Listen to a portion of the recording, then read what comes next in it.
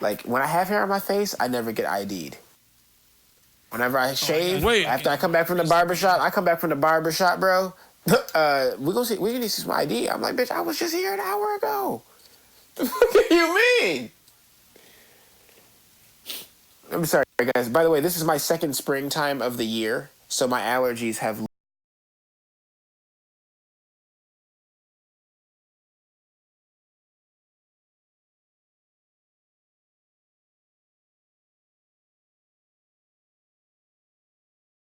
summers during our winter, their springs during our fall, their falls during our spring, so on and so forth. And my seasonal allergies are fucked. So I sound like garbage, so forgive me. You really? I feel like I'm swimming in your nose.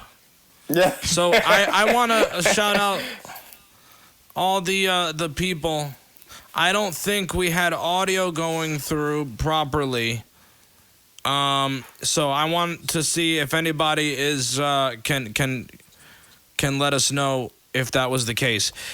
So we are here live for the first time, actually together. We've been live separately. RKR and I went on YouTube live. And Adam and I did a YouTube live recently, right? Didn't we? Yeah. Or did I dream that? For a few. He said, or did I dream that? Hell no. Don't be putting me in dreams, fool. So I know we've been so you went for surgery. I did. That's why we've been away. Turn your volume up just a little bit too. Oh yeah, that shit dropped on me. That should be better. Yeah, you're good now. You're great. So let's do it. So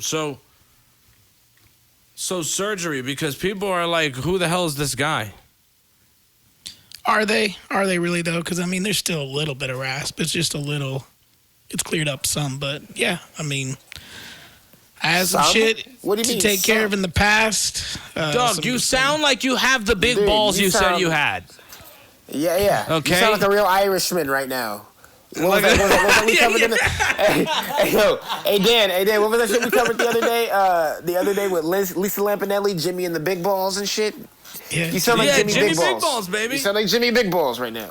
Yeah, no, your throat pillows are active right now. Thanks to the surgery. This is facts. Big facts. Big facts. Big facts. Yeah, big sack. That's what I'm doing. Big facts.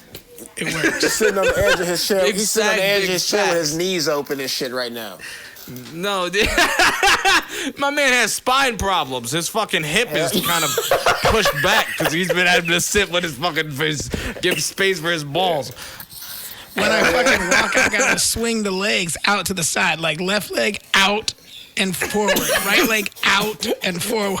Like it's like heave ho. He's doing triangular stuff. Hell no. Heave ho. Triangular stuff.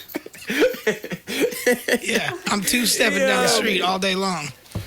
Yeah, cats man. as hell, right? Honestly, I haven't been up to anything. I've been trying to launch some shit. I've been chilling in Springfield, so well, you know me, ain't not much to get here, but there's a lot of good food Home around of the here. I'll tell you that clan, much. good old Missouri. Oh, that's I guess right. it's Mississippi. No, that's Mississippi. It's both, motherfucker. Sure. It's all of them Montana. states. Mississippi, Montana, Michigan, all that shit. Yeah, most M states suck. Like Maryland sucks. The only good M state is Massachusetts. Oh yeah, Boston, Mass. That's hey yo, now you heard Adam, right? See, you heard Adam. That's that almost obligatory hate for the East Coast. Yeah. So fellas, we're blogging comfortablypoor.com now. Comfortablypoor.com. Check it out. There's my belief. blogs I'm working on my belief blog. I'm working on my belief blog right now. I actually was writing that up as soon as I joined here. I got a belief blog going, bro. Oh yeah, you already know. Dude. Shit. It's about to be one, bro. I got a belief blog coming. A belief blog is coming, bro. Whose? Tim. So I want to talk about first of all, did you read mine on the differences of the? of the and you the hit cultures. that shit spot on for everybody. Yeah, Every cold, fucking culture, correct? I was very impressed. And I'm West Side till I die. Impressed. West Coast, ride or die.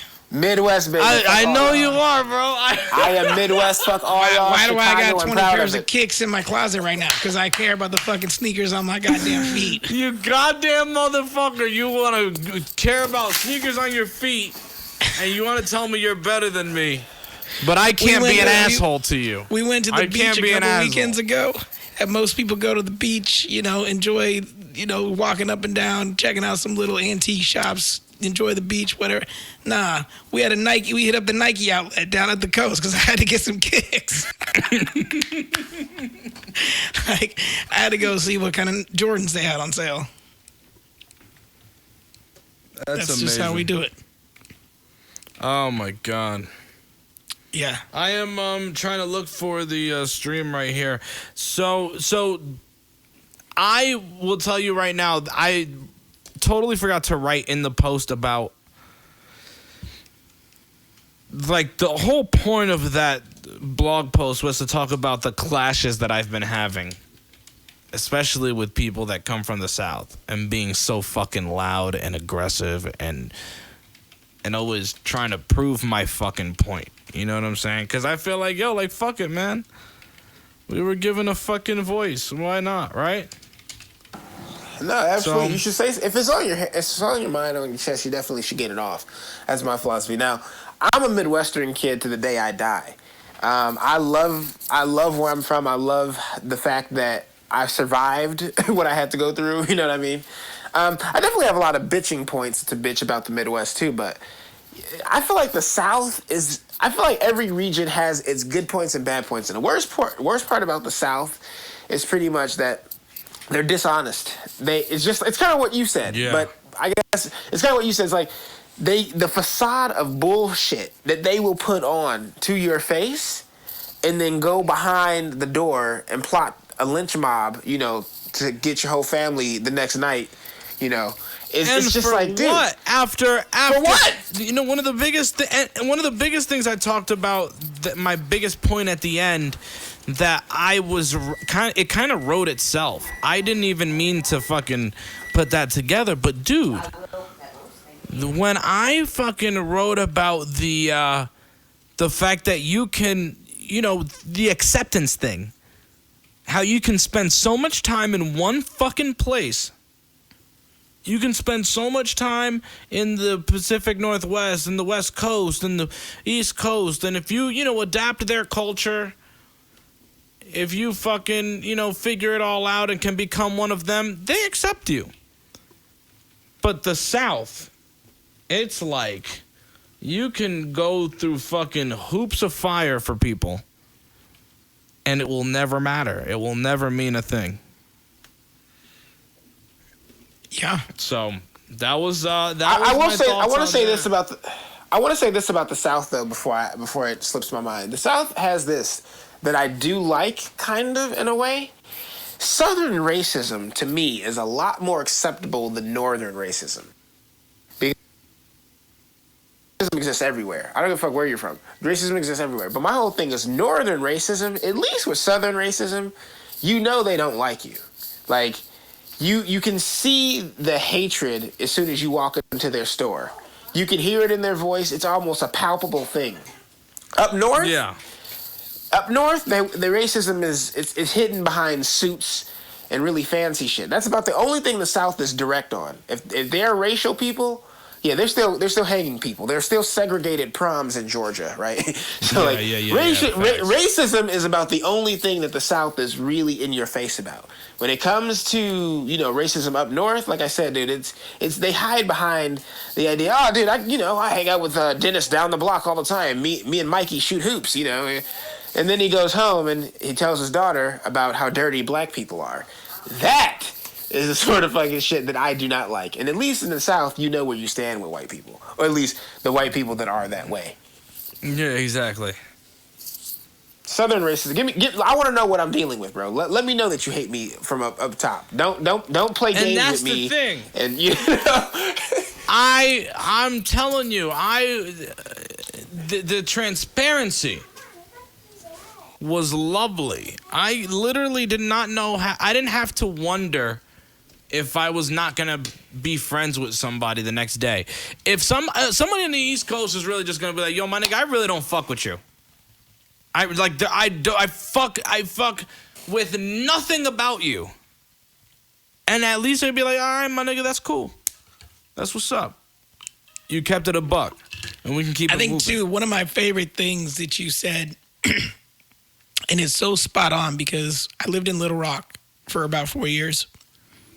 And especially with the South, well, I mean, it is the South, period. It's the fact that in the South, you can get away with basically talking shit directly to someone's face. And it's okay. Because the one phrase that you said in your blog, and that is... oh, now I'm going to draw a blank on it. Bless your heart. Bless your heart. Oh, excuse me. Yeah, bless your heart. Yeah. Bless your heart. You're fucking Bless fat. Bless your heart. Bless your heart. You're a little retard. And it's no big deal. Excuse me for saying the R word. But it's no big fucking deal. Like, you can say whatever the fuck you want to say to somebody if you put bless your heart in front of it. Like, it is the most absurd thing I've ever seen. Literally. Talk shit directly to someone's face. They found a way. They found a way to be pieces of shit. Yeah, in the most polite manner. Exactly, dude. It's the craziest thing. Welcome to the South. Welcome to New Orleans. Yeah, and well, I think though that's like it's called it the sweep everything under the rug mentality. Yeah, leads. That, you know, gives that opportunity to just fucking be so dishonest. And then it trickles down, man. It trickles down. It's all culture. It's all fucking culture. Speaking of culture, okay, it has nothing to do with culture, but I'm just going to transition to the story. Did you guys hear about this shit about Aaron Carter? I saw the picture. What was this about? So... Aaron Carter, the younger brother of Nick Carter, Backstreet Boy, you know, had his own little 5 minutes of fame in the early 2000s, whatever. Candy! He's apparently lost his shit. Wait, lost it mentally? Yeah, well, I would think so, yeah. Like, he threatened to kill. That's what they're saying, yeah. Nick Carter's wife. Oh, hell no! God he's damn! Got this big crazy thing with like his guns and all this other stuff. And then Nick Carter said too that Aaron Carter once told him he has no problem killing babies. Like, what? What the fuck? Are you serious? Like, does there come a time when you've been in the spotlight for so long that you like the crazies just get to you? Like, you, how old is he? How old is he? Do we know? I think he's in probably his late 20s, early 30s, maybe. I mean, when he was early 2000s, he was 13 years old. Okay, yeah. So he's probably in his mid to late 20s right now. He's about to see 30. Yeah, but apparently he's just a basket case. He's losing his shit. Well, you know that. The guy they did a documentary on Lou Pearlman, the manager of all these boy bands. The boy bands, right? He managed NSYNC, he managed Backstreet Boys. And this guy was a fucking fraud. He was a fucking fraud, and they did a whole documentary on him. But one of the people that spoke out against the documentary and spoke out against the claims on this guy was Aaron Carter, and he was like, "Oh, he never was inappropriate with me," and blah blah blah, and and he came to the defense of Michael Jackson really fast, and I'm like, "Whoa, man, something happened." I think a lot of people came to the defense of Michael Jackson at first, and then they realized, like, well. Maybe. Chappelle had a great joke about that though recently. Like, why the fuck are we still talking about this man when he's dead? And he can't even fucking defend himself. He can't even defend himself. Yeah. Yeah. Like, that's weird. a lot of people didn't like Chappelle's new stand-up, but I thought it was great. I mean, I thought it was fucking fantastic. Did you watch Bill Burr's? Dave Chappelle. Oh, I fucking love Chappelle's. Dude, Paper Tiger had me howling from top to bottom. Bill Burr's Paper Tiger? Which one is Chappelle? Yep. Sticks and Stones is Chappelle. So those are the two that I need to check out because I haven't seen either one. I've heard a lot about Chappelle. Bill Burr is Paper Tiger. Have you? And I've been telling you this for ages. Fantastic. I've been telling you this for ages. I don't know if you finally went and checked it out. Did you ever finally check out Contextually Inadequate? No, but I will, bro. But I will. Dude, I think I gotta get on it because I've been. Contextually Inadequate is Jimmy Norton. Oh, Jim Norton. Okay. Yeah. I saw all of Jimmy's old hits. I'm not as big a fan as Jim Norton as you guys are. You guys got that Northeast connection. Like, I like him. I've seen him on some podcasts and stuff like that and some other things. My brother hates him. Listen to him on Sirius. Yeah. Hey, listen, at the end of the day, my brother hates him. My brother hates that fucking, like, white, pervy, white man comedy. Yeah, I think he's trying to fill in the shoes a little bit of who's the dude that passed away? Greg King of the Giraldo? Ralphie? Or King Giraldo? Giraldo. Greg Giraldo is who you're talking about. Greg Giraldo. Well, of course, but I guess he was doing his stuff before. Good luck. Good luck. I mean, good luck though. I mean, when it comes to just shitting on people.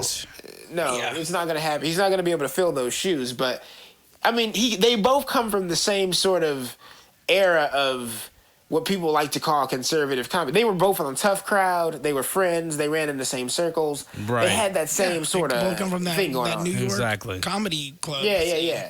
There you go. Yeah, it's... well, that's why I love those guys, you know, like Bobby Kelly. I grew up with listening to these guys on Opie and Anthony.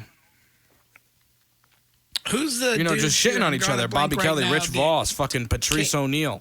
Oh, Rich Voss is hilarious. My favorite comic of all time. See, some of these New Yorker guys, out here on the West Coast, we didn't really get a lot of those guys unless you watch Comedy Central, and even then, it was slim to none showing them on Comedy Central. Yeah, I saw a lot of those guys for the first time on the show Last Comic Standing. A lot of those guys, when that show was makes sense, and coming through, all those New York guys jumped on Last Comic Standing with what's his name? Moore. Jay Moore. Jay Moore, Jay Moore. When he was the original and Colin host, Quinn. He brought all these New Yorkers on, and I was like, oh, New York is fucking hilarious. They are on point. You know, and then I always watched the LA crowd. You know, there's always been talks about the differences between West Coast and East Coast comics, right? And the fact that West Coast comics are really just out there to try to make it. And they're really just, anytime they get on stage, it's their next shot at a fucking TV show, or it's a next shot at a fucking, at least just something, they're getting paid. You know what I'm saying? Yeah. Because they're trying to live. Who I watched Ray Romano did a new stand-up about 4 months ago or so. And his special was really good. He split it between two clubs. And the way he recorded it was like he did 25 minutes at the first club. And then you see him get off stage. And like the whole behind the scenes of him getting off stage, thanking everybody. Like this was his first stand-up like that he had done in like 25 years or something, 20 years. And so everybody was like congratulating him. And then you see him just walk literally a block and a half around the corner to a different New York club.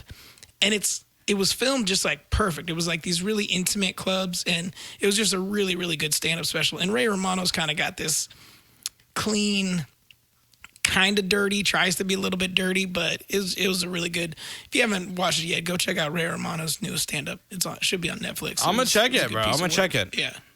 He's old school. He's an original. Did you watch Paper Tiger, or no, not yet? Oh, I watched Paper Tiger. Yeah, fuck yeah. I watched that shit the day it dropped. God. I love Bill Burr for his directness. What do you guys feel about...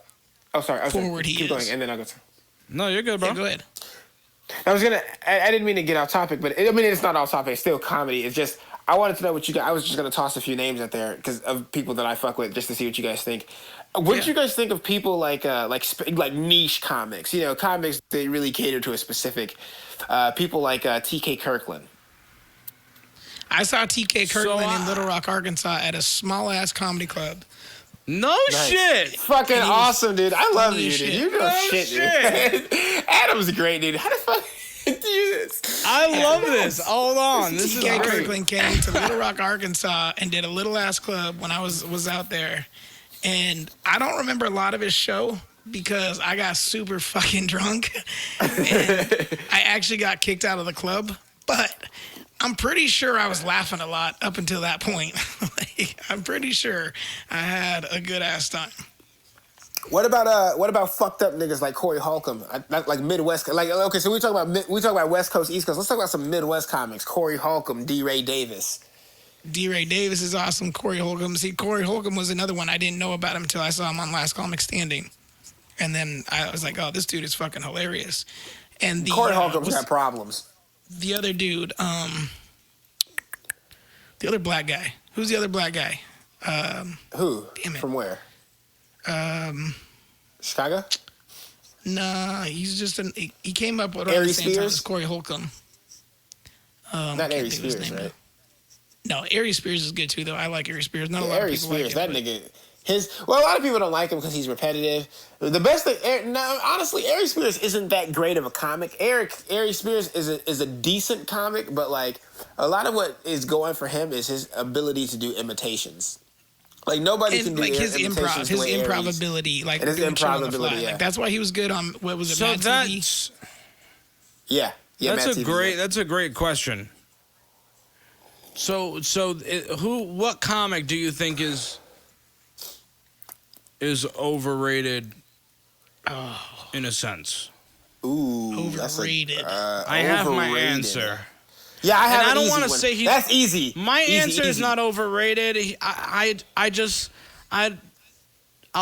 explain. But go ahead. I'm gonna throw it out there. Yours is easy. easy. Kevin Hart. Kevin Hart. I'm just gonna throw. Kevin Hart is overrated. Very overrated. I don't get it. Okay. I don't even know how the hell he makes the money he makes. Really, I don't. So let me tell you something. I like Kevin Hart. Kevin Hart's stand up is just like every other black comic stand up for me. I eventually get so tired of the yelling and the fucking Cat Williams gets on my nerves. Wait. You think Kevin Hart's stand up is like Patrice O'Neal stand up? No, Patrice O'Neal is so different. Yeah, I know. Patrice O'Neal was so good at because they came up together. Yeah. They came up together, yeah. No, I know that. I know that. Absolutely. Yeah. No, I only said that because you said every other black comic, and I was like, there's a lot of different black comics in there. But yeah, I think you mean that stereotype. But the Cat Williams and the Kevin Hart, the stereotypical. Yeah. The yelling is what bothers me. It's just what gets on my fucking nerves. Cat Williams to me. But Kev, first, I love. Kev, I think Kev is a great dude, and I think he's an incredible comic. Excuse me. I think he's an incredible actor. Yeah, I was gonna say acting is probably more better actor than comedian. I would say, yeah, for sure. 1000%. Yep. Now, but what Adam just said is right though, because Cat Williams, his first 2 or 3 were like, what the fuck, you know what I mean? But then he just kind of got like, yeah. He went in crazy. a different direction. Like, he got problems and shit, and he just like I don't know. Something flipped with him, and I don't know. He tries too hard now or something. But his first 2 or 3, those were genius, dude. I laughed my ass off. But I think like what's her name? The one. I'm drawing a blank on all these names. The chick that she's accused of stealing all the jokes right now. She's really popular right now. Amy Schumer. Amy Schumer, thank you. I think she is overrated. As my fucking dogs are going crazy. Like this is how professional we keep this shit. All right, don't worry. This is the Comfortably Poor podcast. Comfortably poor, baby. We're comfortably poor, nigga. Why you? Yeah, hell yeah. The one time they want to start barking is when I'm trying to record some shit. But no, Amy Schumer, I think, is definitely overrated. She says the same shit we had mentioned this before, Brando, you had mentioned this about Ari Spears, is that he is repetitive. To me, she's repetitive. She tells the same fat white girl jokes and the same fucking my pussy's loose jokes and oh my fucking, fat body and I like to drink jokes. Like, it's the same routine every goddamn time, but people fucking love her and I don't get it. I'm just like, maybe in the beginning I thought she was kind of funny, but she just is the same shit. Mine is fucking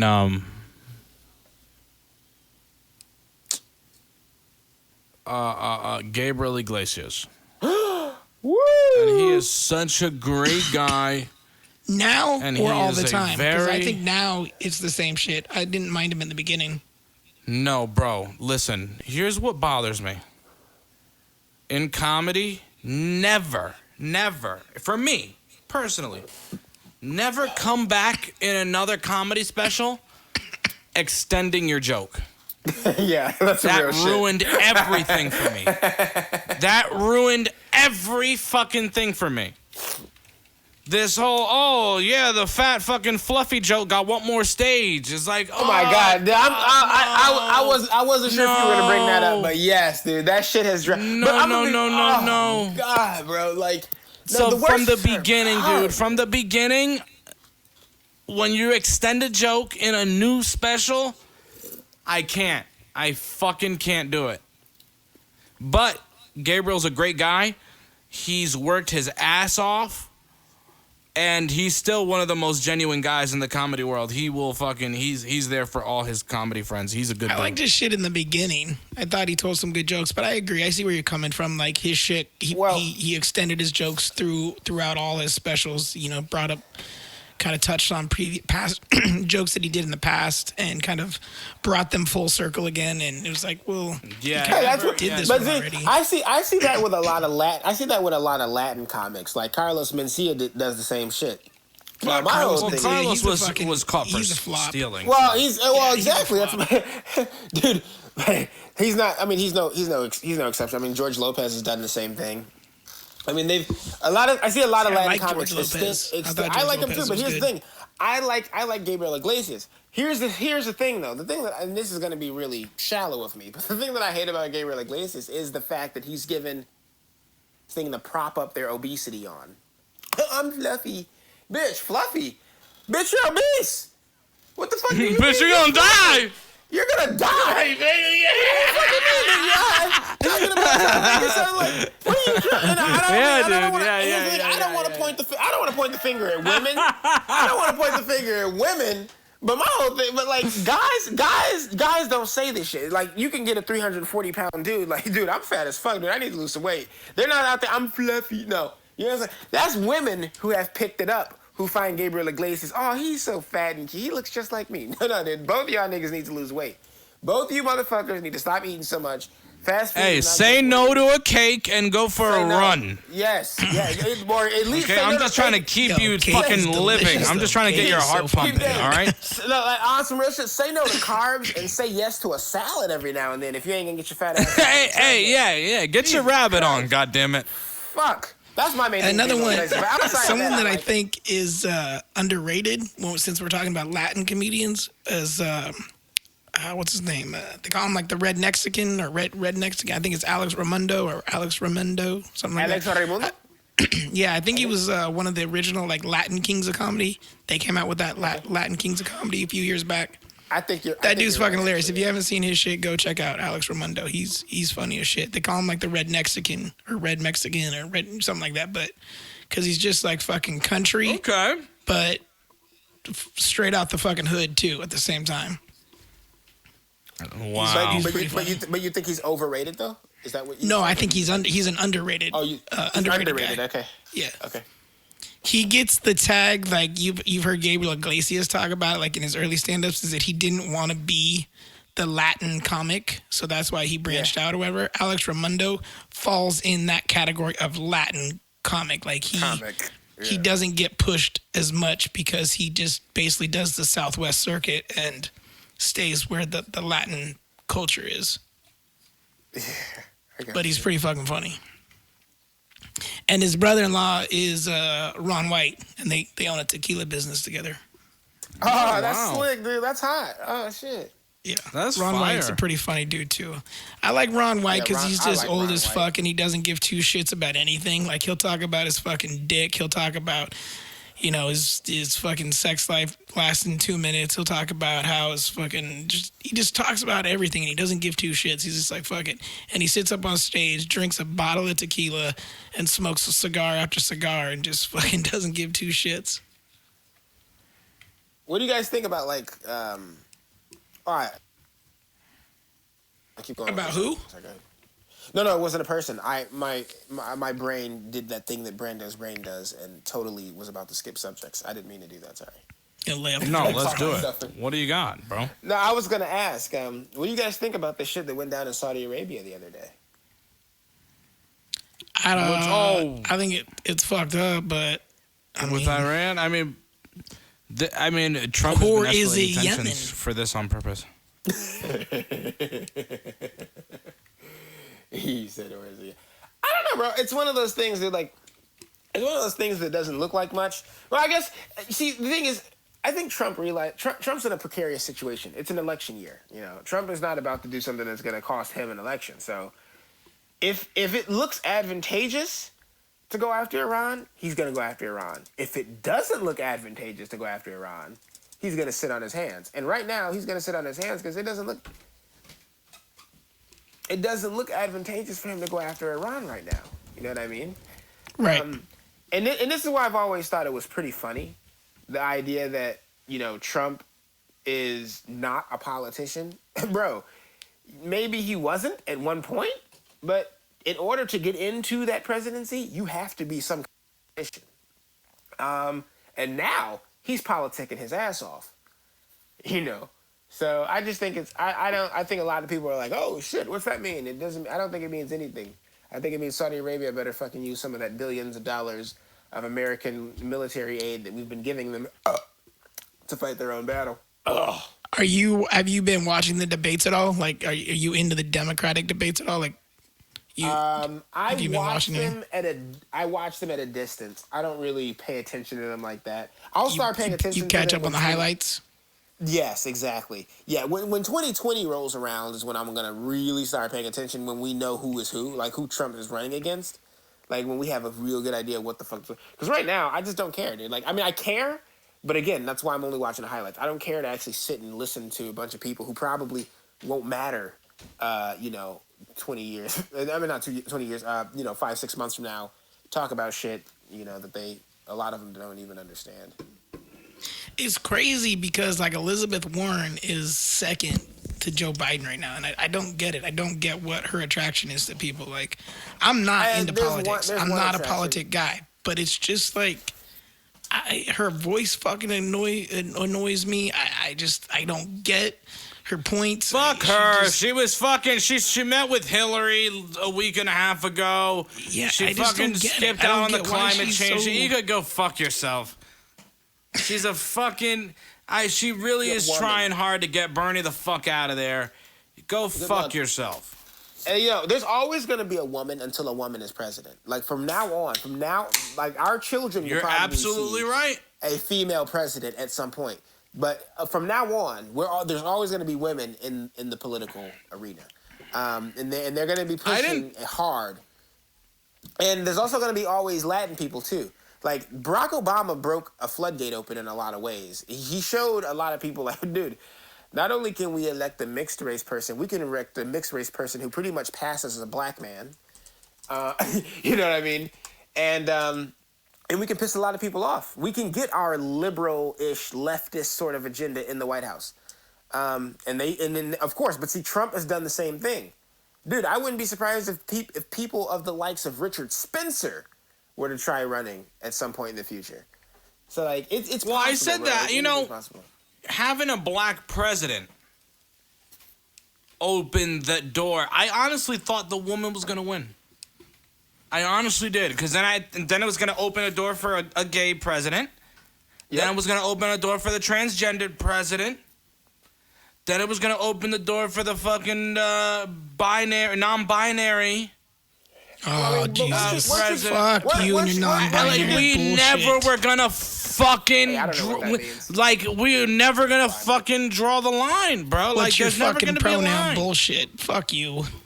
Yeah, I know what people mean by non-binary, but I really I don't know how anyone don't fucking worry about it. You're not missing anything. It's just a bunch of fucking retard hippies. hipster fucksticks. Yeah, no, it's strange, but I will say this: we do need a president who doesn't subscribe to religion in there at some point, because a lot of the decisions that are being made, and when I keep hearing the things about God following them. And they're under. But that's never gonna happen, because the whole one nation under God, like that's never gonna happen. Every president is gonna even if they don't believe in that shit, they're going to make a statement of, oh, this is for America and God bless us all and blah blah blah blah blah. Let me say this. I would much rather a person say it and not believe it rather than believe it and act on it. True. I really cannot. I'm never gonna say. Never say never, bro. Like 1920, nobody would have ever thought a black president would be doing anything. Barack Obama's complexion anywhere near the South Lawn, let alone sitting in it, sending troops and fighter planes to Libya. So I don't know what 2135 looks like in the United States, but I do know that the doors are opening for a lot of really fucked up shit in a lot of ways. Let me ask a real serious question. Do you think there is a legit possibility that Trump gets elected for a second term? Yes. In fact, does that scare you? No, it doesn't. But let me tell you something. It's almost a guarantee. Let me say, for those that can't see us, Mr. Romero here is of brown skin, and Brando is of brown skin, and they both say that it doesn't bother them that Trump is going to be reelected. Could be reelected. Why is that? Dan, go ahead. There's nothing. First of all, at the end of the day, he's going to say whatever he's going to say to drown up his base. Mm-hmm. That doesn't mean it's going to happen. We've seen it time and time again. Nothing he said he's going to do has happened yet. Exactly. That's my point. So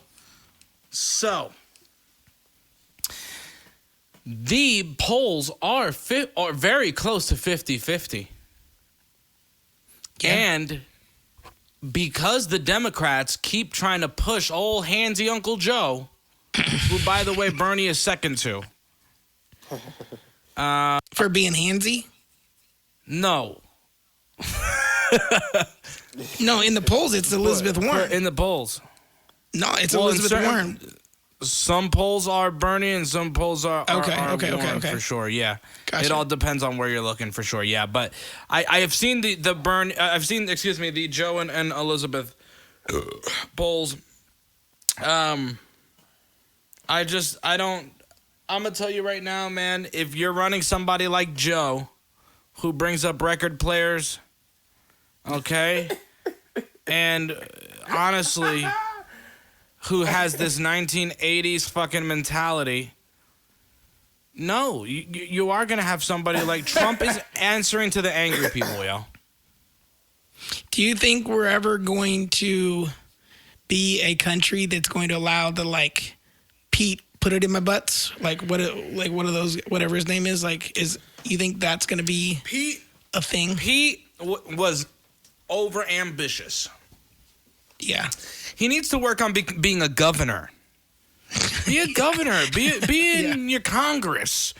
You're a fucking mayor of a little ass fucking shitty town. South Bend, Indiana. Come on, South Bend, bro. Indiana is like the meth capital of fucking the Midwest. Fix up your shit. Fix up your shit. Be a part of Congress for real. Get the shit popping, and then maybe try running in a few years. But you know what? This was too much. This was too much. Hang on, time out. Is this the gay mayor that we're talking about? Yeah. That's why I said, Pete, put it in your butt. Let me say something about that. I don't think Pete actually was expecting to win anything. I'm gonna tell you why Pete ran. Pete ran for the president. He's running. This is what I'm talking about. Gay presidents getting to the White House. this is how it starts. No, Pete's not going to win now. But what does the Pete of 2022 look like? Or I'm not 2022, I'm sorry, 2222 or something. What does the Pete several generations from now look like? You know, does it become more I said the same thing about Andrew Yang. I don't think Andrew Yang has a chance of winning, but he's put his name out there, and in 8 or 16 years, people might see him again and be like, oh. Or not even, I remember this kid when he was just trying to... It might not even be Andrew Yang. It might be someone like Adam Chow. But the point is, the name is out there. The ballot is cast. Right? He said whatever Asian is going to be is going to be. Whatever Asian is going to be. And whatever gay man is going to be is going to be. The die has been cast. And that's what I'm talking about. Obama and Trump are they evoke two polar opposite things in both the United States and the world around us. When we elected Obama, the world was like, wow, the United States is doing big things. We need to follow them. When we elected Trump, the world was like, Jesus Christ, what the fuck happened to you idiotic people? You are just what we thought you were before Obama. I guess my problem with like the election of Trump is that like he was like a reality star. There was no politics involved. It was just this. But that's he the just point, said the right things that attracted the fucking exactly what happened. And let me tell you something. When the fucking Democrats rigged the fucking primaries against Bernie, who was beating Trump in the polls by 12 points, dude. 12 fucking points. Plus 12 to 17 in some polls. Double-digit followings. Hillary was beating Trump in some polls by 2, by 1. You know why? Because people didn't want the fucking typical war criminal. Yeah. They didn't want the fucking war criminal. So guess what? They went for the guy that said, I'm not going to touch your fucking Medicare. I'm not going to touch your fucking Social Security. I'm not going to touch your Meals on Wheels. I'm going to give you the border wall. I'm here for all Americans. Gotcha. He duped you, but he won. He he was a fake populist. Yeah, about the whole thing about war criminal. I think war criminal is a bit of inflammatory language. I mean, who's not a war criminal when it comes to politics? The real war criminals right now are actually sitting in the deserts in Nevada with their hands on the buttons of drones and air-to-surface missiles. So, like, I feel like Trump is on his... I mean, depending on how this Iran thing pans out... Trump is a war criminal, too. Right, but that's kind of the thing. In order to sit in that seat, you have to be... By that very loose and broad definition of what a war criminal is, you have to kind of be a war criminal. Like, so... I don't know. I think the language is kind of... He's a fucking war criminal, bro. I hate Hillary Clinton. We can fucking talk about this all day, but I fucking hate I don't know. I find Clinton. a lot to hate about all politicians. By the time politicians get to where they are no longer like us. They have to stomp the guts out of so many people, backstab so many human beings, hurt other people, put other people beneath them so much. They are no longer your average Joe, right? They're not us. They're not us on the Comfortably Poor podcast sitting here in our sweatpants and socks on beds and with our dogs barking in the background. Whoa, wait. You got clothes on? This time, yes. This time I have clothes on. I didn't know that we were going clothes on this episode. See what I mean? So, again, but that's my point, Adam. They're not like us. They always agree. So I want to transition to something. Wait, hold on. Before we move forward, I want to give a shout out to the people who are watching real quick because that's what I was going to do too. Watching on fucking YouTube. Shout out to my man Matt in the UK. Shout out to James. My man James is watching in the chat. Matt asked about UK comics, who our favorite UK comics are, and I'm going to be honest with you. I'm not very familiar because Jimmy Carr. I never could really understand. Classic Jimmy Carr. Yeah, Jimmy Carr's great. Jimmy Carr, he's classic. He's kind of that's a lame pick because he's probably the most popular, I would say. Yeah, but I don't know him. But again, for me, I'll tell you this. It's all culture. There's a lot of UK comedy I haven't been able to get into because I don't understand the comedy. I'm a big fan of the comedy. I can't remember her name now. She's the cross-dresser, and it's gonna drive me crazy. And I apologize. I want to say it's like Ezra or Shit. Let me go ahead and keep talking. Let me Google it for a second. I'm going to tell you, there's one UK. I've heard a number of UK comics. My favorite UK comic to date is probably Ricky Gervais. Now, I'm not saying that, that can't be changed. I feel like Ricky Gervais is like the Jimmy Carr. That's such a fucking bootleg answer for us Americans to say. It is kind of a bootleg answer, but then again, at least we have one. I bet if you go to Arkansas and ask somebody what their favorite UK comic is, see what they give you. But probably Ralphie May. But I'll be honest, I never heard of Ralphie May or not Ralphie May, Jimmy Carr or a lot of other. I've never heard of Jimmy Carr. I've heard of a few UK comics, but my favorite one is probably Ricky, and that's not because he's it's not because he's mainstream. I think it's because he is kind of risque with a lot of the shit he says.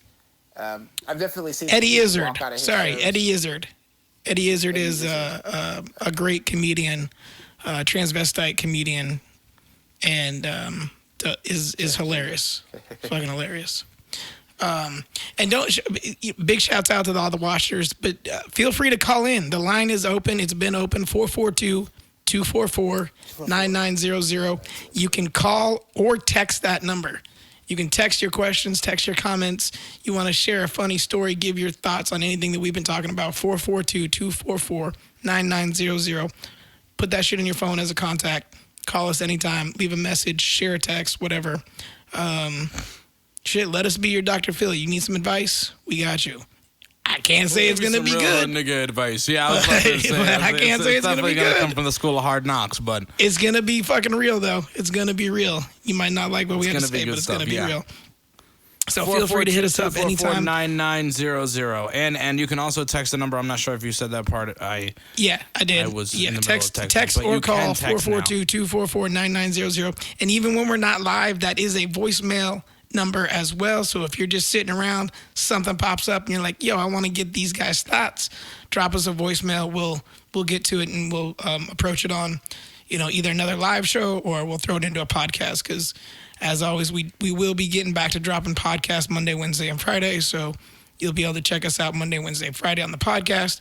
And I think this every Thursday YouTube Live is going to be a regular weekly show. So keep that in mind. We'll let you guys know, though.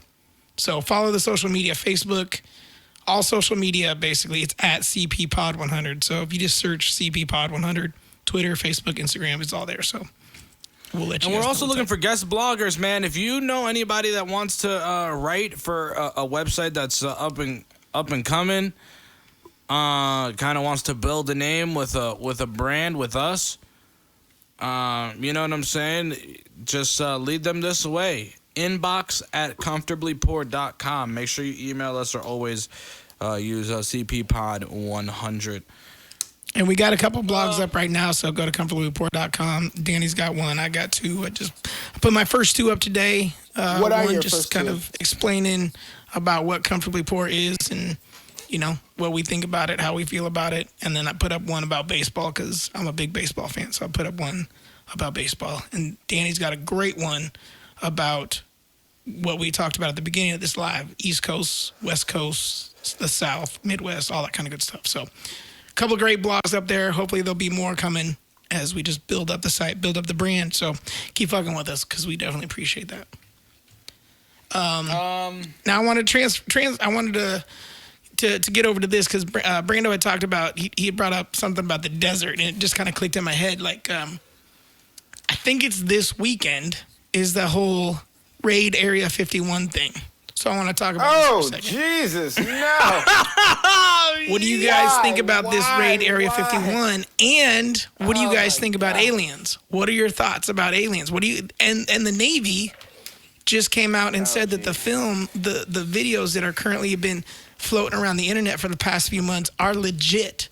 They are legit, real videos of unidentified flying objects. They were caught by Navy pilots, and they're legit. So what are you guys' thoughts about the people wanting to do the Raid Area 51? I think it's kind of like it's kind of calmed down a little bit as far as what the push is, but it's can I say something? thing. Can I say something real quick? there's just a couple things, and I want to. There's a lot really, but the first thing is this. I don't know who the fuck got the idea to raid Area 51. I read somewhere that the concept is 2 million people. They can't stop us. They can't stop. Yes, that's exactly This is the United States fucking military, okay? Bomber of Nagasaki and Hiroshima. Okay, killer of 1 million civilians in Iraq. Owner of a nuclear triad that can also use conventional weapons. And you're telling me they can't stop you?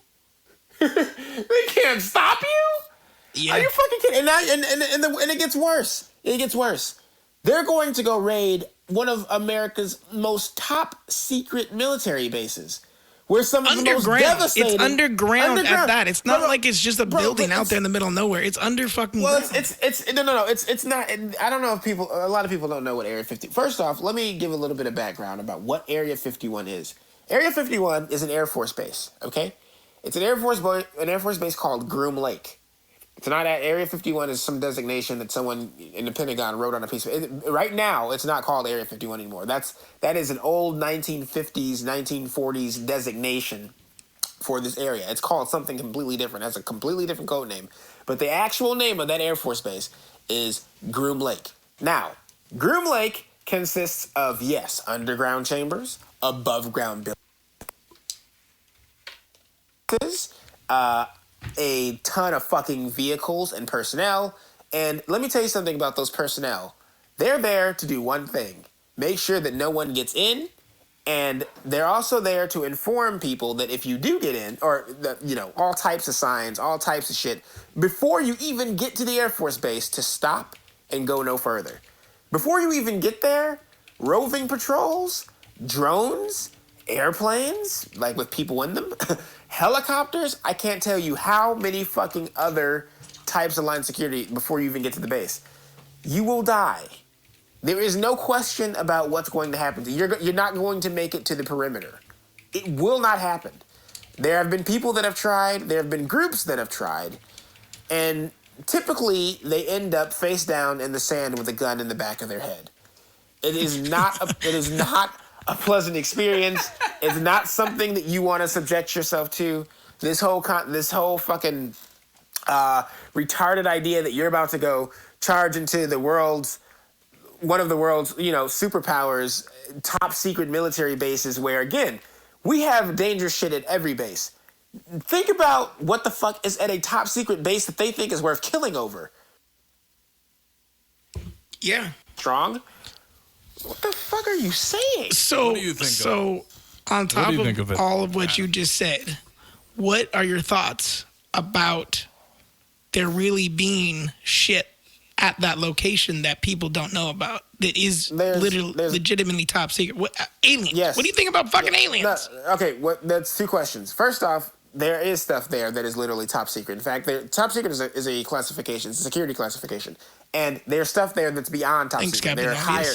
There's black, there's polo. I'm sure there's stuff that's polo stuff. He's stroking his balls. I have to let him do that. His courage went up with his voice going down.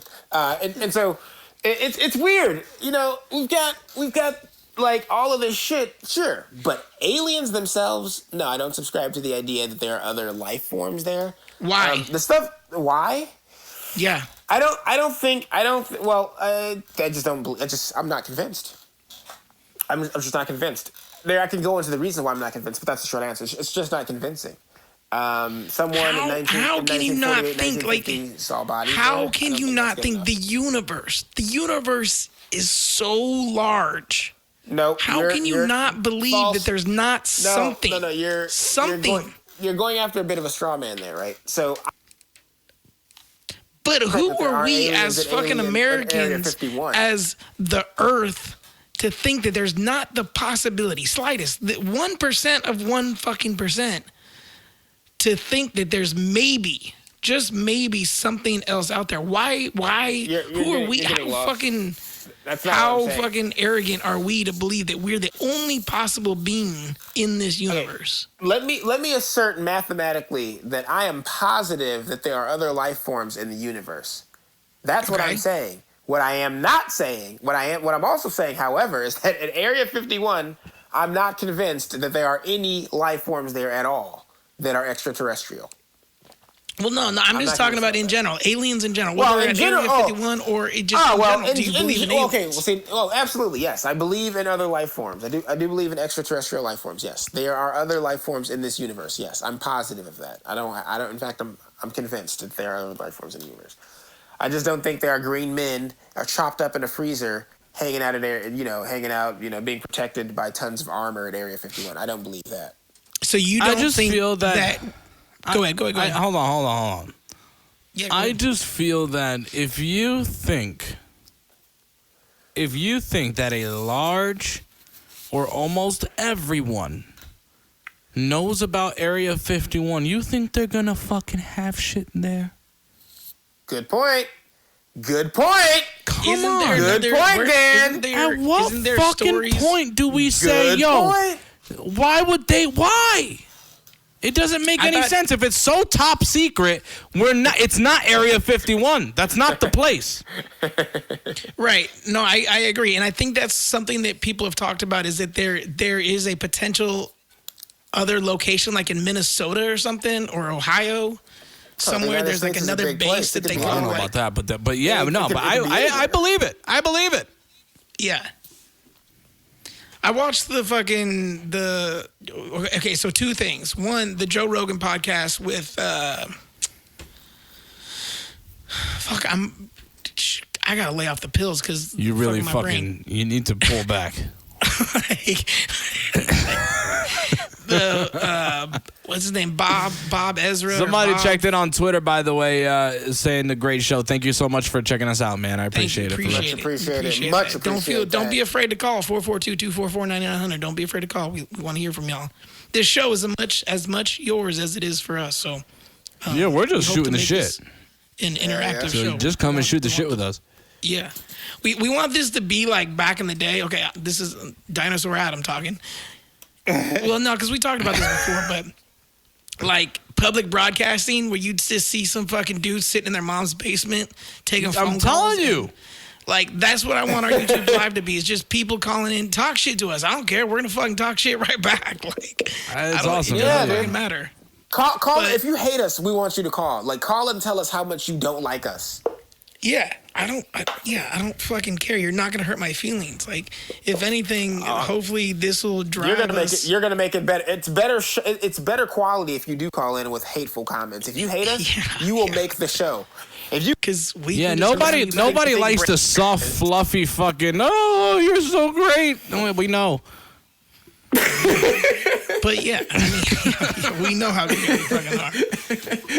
We know how fucking legit we are. But no, I back to aliens. I'm definitely, as I said, I believe that there is something out there. There's going back to what Danny said with the Area 51. Do I think that there's stuff there? Maybe. Do I think it's somewhere else? Maybe. Do I think that we have something? Sure. Yes. 100%. I believe that we have materials that are something that we haven't seen before. Do I believe what, these there's a documentary on Netflix and it's made by the same guy that I can't think of his name right now. I'll tweet about it later probably. He was on Joe Rogan's podcast. He was a scientist that was hired to reverse engineer this unidentified aircraft that was found like in the 70s or whatever.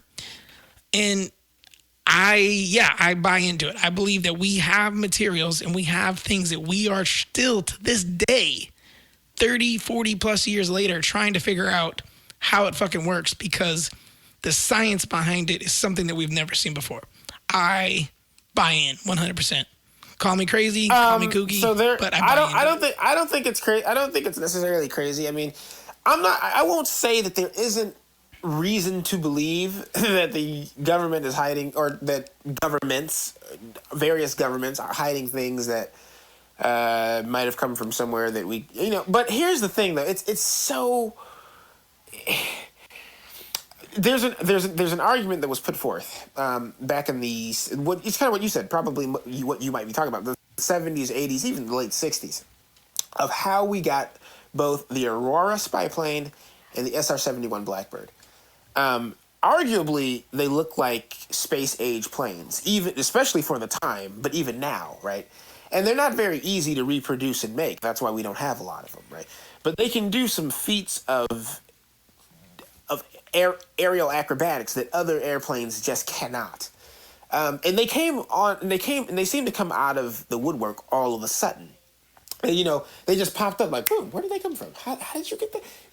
And when you see them, it's like they don't look like anything that you would recognize as an airplane. They look more like ships. They look more like saucers. So that lends credence to the idea that, wait a second, did you get this technology from somewhere that isn't very worldly? You know what I mean? So I'm not going to say that, but to me, though, a person could have come up with that without having to, it could have just as easily come from a human brain. How much of a human brain? How smart was that person? Where is that person now? Did they steal it from Russians? Was it an amalgamation of things from various places? I have no idea. But the common argument, and I don't know if a lot of people, or not argument, but the common story that people give when talking about Area 51 is the Roswell story. And the Roswell story is just not a convincing story to me. I think if we have anything, whatever we collected, no one knows about any of its collecting process. I don't think anyone knows about the crash or anyone knows about anything that we might have captured or kept. And I think it's probably gonna be. It comes out over time. It's arguably maybe some of that technology's in our new strike fighters, the F-35s. Maybe it's in the F-22. I have no idea, but I'm just personally not convinced that we have necessarily some parts or anything like that. But I don't rule it out entirely. I'm just waiting for new evidence. My man Matt on YouTube said, "What's the betting that they just stashing them under the White House in the middle of Washington and no one's noticed?" That's what I'm saying. We just don't fucking know. If that's the case, I'm sure they've caught some shit. Guess what, guys? I mean, we're like humans. We're like only one type of species. We're able to fucking populate and be cognitively aware. Okay, but let's play this game though. Let's go a bit further. Let's go a bit further with this because I kind of like this on a certain level. How do we know they're not there now? Like, how do we know the aliens aren't here now? I don't think they look like us. If that's what you're asking. Well, they wouldn't. I don't think No. I'm not saying that they're humanoid. No, I'm not saying that they're humanoid in form. But how do we know that they're not on Earth watching us? How do we know they're not in our oceans? We don't. 70% of the Earth is water. And that's 40 to 45% of that is unexplored. So how do we know that's the thing that they were saying is that these Navy jets, that's where they were. They were over the ocean doing flying routines when they took the video of these unidentified flying objects. Like, I 100% buy into that.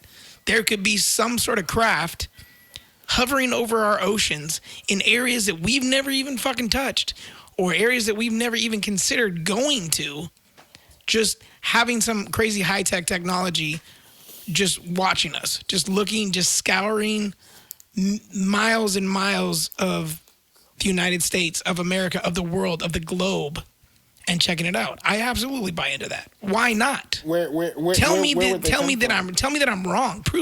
Prove that it's wrong. I'm going to believe it until you prove me that it's not happening. I don't know that that's necessarily the most rational thing to do, but I guess. Hold on. I believe you. I'm not saying you're wrong. I'm not saying you're wrong. But I'm telling you I don't know, bro. But I'm just saying I can't assert something that I don't know because exactly. And I don't invest in shit like that because I'll never know the fucking answer, dog. And guess what? I'm going to live till however old I'm going to live till, and I'm never going to fucking know the answer. If an alien comes down and fucking touches me, oh shit, that's awesome. That's crazy. I'll talk about it then, I guess. But like, fuck aliens, fuck all that shit. I don't give a shit. I don't have any information for anything. I want to say this: if any alien race of people that are not from Earth come here, and if they are any smarter, if they are any more intelligent than we are, then I would stay the fuck away. Then they would stay the fuck away from us, if you ask me. We are not the type of very true. We are not the type of race of people that.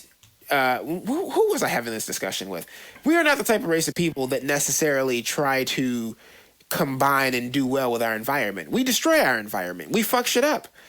And we're known for taking things over. We're known for slavery. We're known for stealing things. We're known for a lot of things that aren't necessarily the best thing to do. So any alien race that sees us, I would think if they were smart, they would keep their distance.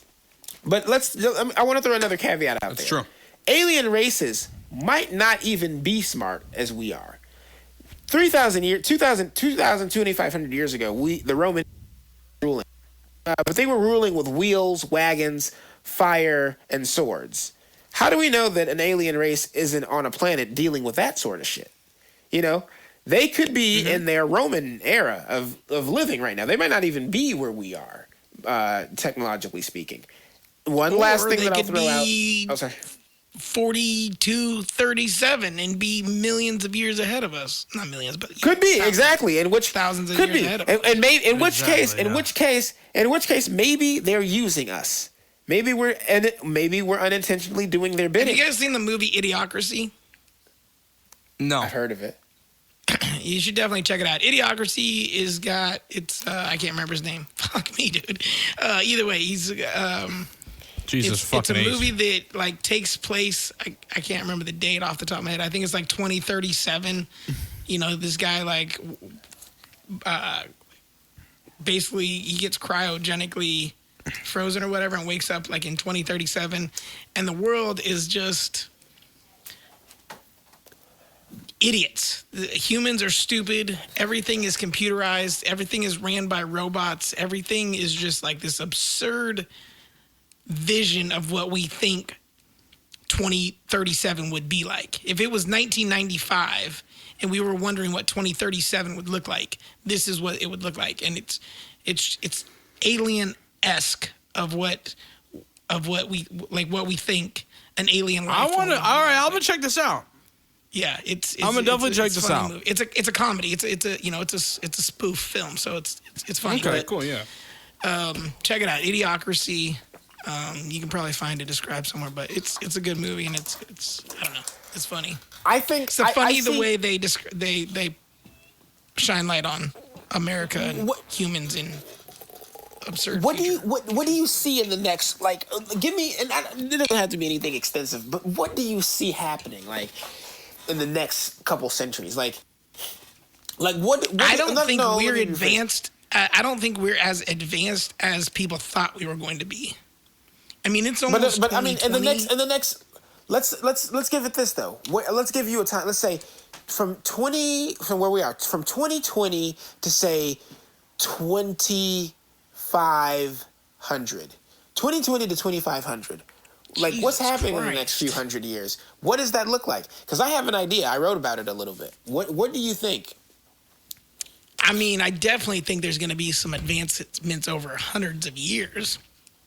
Right, of course. But what do they look like? I don't think we're going to see some Jetsons type of shit. I don't think people are going to talk at this pace. I think people are going to talk super fast. Really? You could be right, yeah.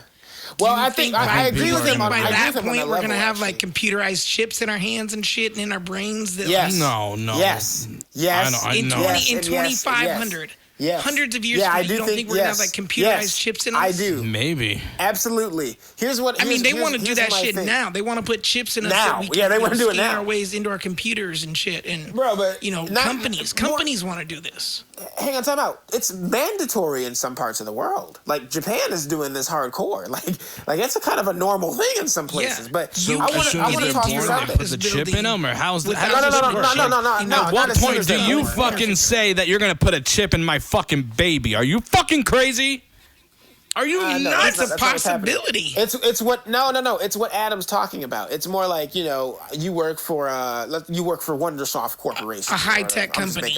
Okay. Yeah. Okay. And so in order to get into your office, you no longer use a swiping key or your metal keys, of course. You use the thing that they put in your thumb. So you just put your thumb up there. It scans. You can do it, and that's also how you get your food at lunchtime. Listen, I'm already against the fucking Face ID on my iPhone. I'm on an iPhone. You think I'm gonna stay with a job that's gonna give me something to scan? I understand what you're saying. 2437. Hey, but peep game though. Look at. But you know what? I don't even know. Hundreds of years is so hard to say because it's hard to say. Even in the fucking 1970s, 80s, and 90s, you saw people writing books about how we were gonna have flying cars by 2019. I mean, look at the Jetsons. The Jetsons was a fucking cartoon, a cartoon that. I mean, I grew up on it. You guys probably didn't. It's a little bit. I know what you're talking. I know. I've seen the Jetsons. I'm sure you guys know it, but the Jetsons was something. I'm gonna find your bones. They're gonna find your bones 100 years from now. They're gonna find my bones in just 30 fucking years. Jesus Christ, bro. But hang on. I want to get this out there because this is what I wrote about this a little bit about the direction we're going, and I'm glad you brought it up because I think it was you, Adam, who said chips in the hands. And is that what you're talking about? That's exactly what I'm talking about. But that's exactly what he said. I think it's worse. Fuck the year 2500. Let's go to the year 3000. Okay. Now, here's the thing. What is Isn't that a fucking bro? Saturday Night Live does a whole thing in the year 3000.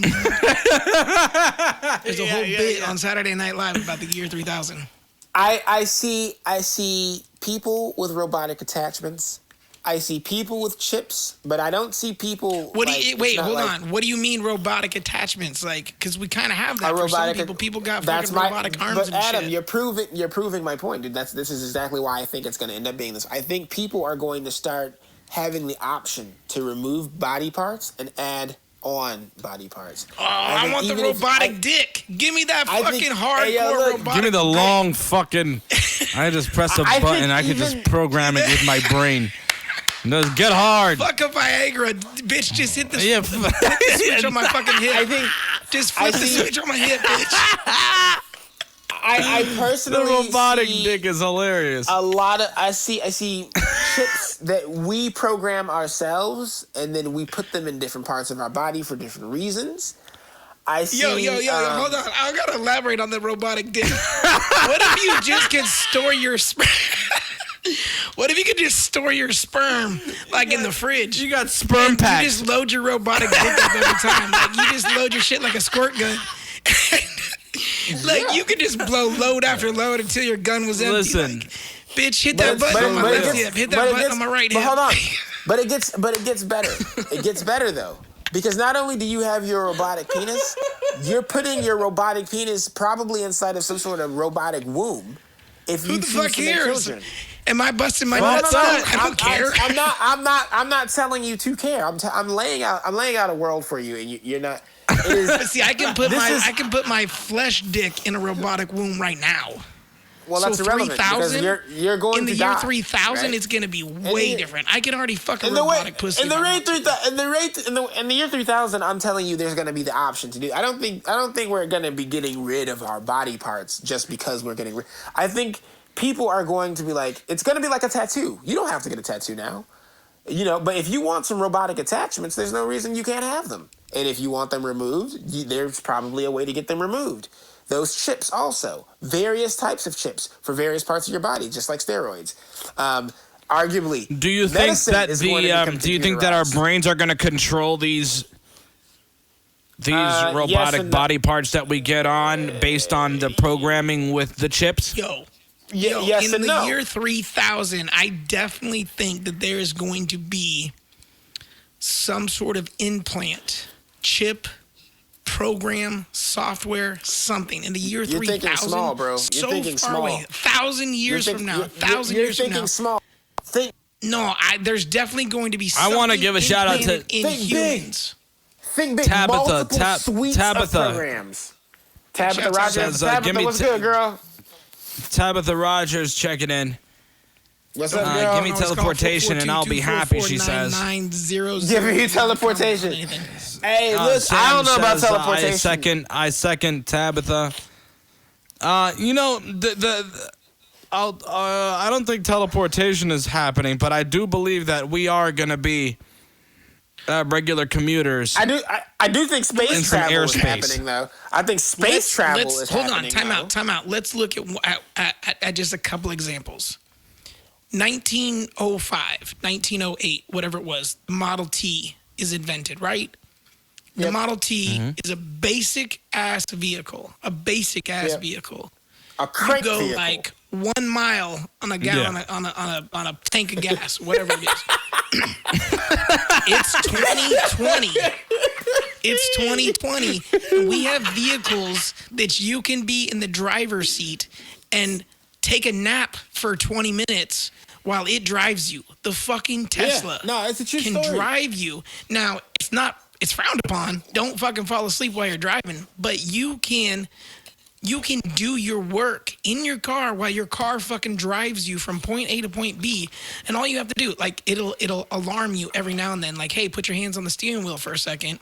And you touch the steering wheel, boom, you go back to your laptop, you're doing your work, yada, yada. And the car is driving you from point A to point B. Again, this is 1,000 years later. 1,000 years. Again, I'm telling you. Excuse me, 100 years. Look, listen. Bro, listen, 7.3 billion people. The Earth is overpopulated, okay? We have to find a way to put more of these fucking people who keep having children and their useless opinions. We have to find a place to put them. Where is that going to be? Is it going to be a space station? Is it going to be a line of space stations? Some sort of colony that we design? Is it going to be Mars turns into some sort of terraforming project? I have no idea. But the whole thing is, 1,000 years from now, people aren't going to stop fucking. Kids aren't going to stop being born. This world is If I survive the year 3000, I'm taking my robotic dick and fucking the shit out of everything.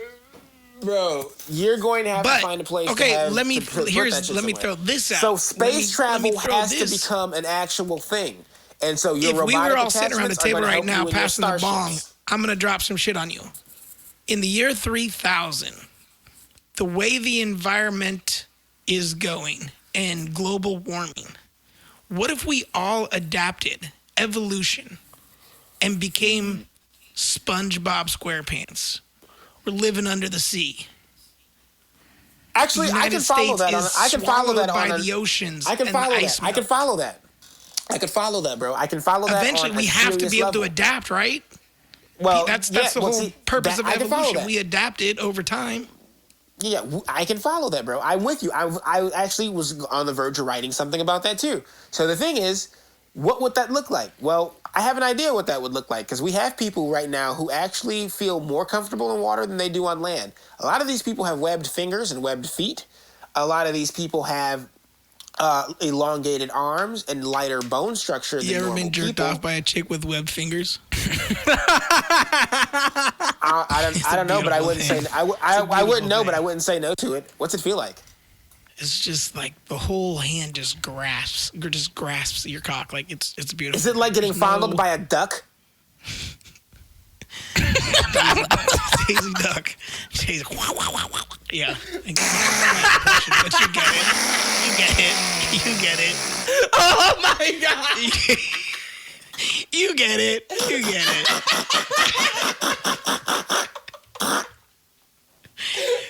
Wow. You get it. You bunch of assholes. No. Yeah. So I can leap in what it would take for humans to survive in a more aquatic environment. But that would be an easy way to depopulate the Earth because billions will die. No question, billions will die if this whole global warming thing continues on the course that it's on now. Oh, it's going Australia, to happen. right now. The state that I'm sitting in right now is in the midst of its second drought in 20 years. We are running out of water. We are currently at level 3 water restrictions. We're running out of water. We're having to drill into the ground. We're having to get water shipped in from other Brando places that have it. smells like a funky fucking dingo right fucked now. up. He stinks like shit. I smell like your shoes, Adam. Because he doesn't take a shower. He can shower. They're like, Australians have to shower every 3 days right now. Actually, that is true that is actually true on a certain level. I think that's more like level 1. but thankfully we're at level 3, so that's always good. Okay. That's good, though. No, but I mean, it's crazy to think about what the world could be like in 1,000 years. But like I said, in just 100 years, we've done some crazy shit with technology. So even just another 100 years from now, 2100, 2200, just a couple hundred, the world is going to be so different. I mean, you just look back at 1905 and 1908 and just how empty the United States was. And here comes all these fucking people, and all these people started fucking, and the Midwest just blew up. The West Coast just blew up. The East Coast got bigger and bigger from, look at how big the Northeast was in the 1910s with coming on Prohibition. You go back and you read some of these books. Like Atlantic City was the big fucking city, and it wasn't very big at all. It was so small, but it just blew up. And that's just 100 years later. 100 years. So another 100 years, another 200 years. I mean, I can only imagine what it's going to be like. But I mean, you're talking now you want to bring in 2,500, 3,000, like shit's going to be way different. I mean, that's exactly things are going to be so different just 100 or 200 years. No, that's the point I'm trying to tell you, dude. Like that, yeah. I don't think thinking long term is kind of easy on a certain level because you can easily see where were we 1,000 years ago? Well, we were barely making gunpowder. So 1,000 years from now, we'll probably be at the level where people have their own spaceships. It won't be uncommon to see people give.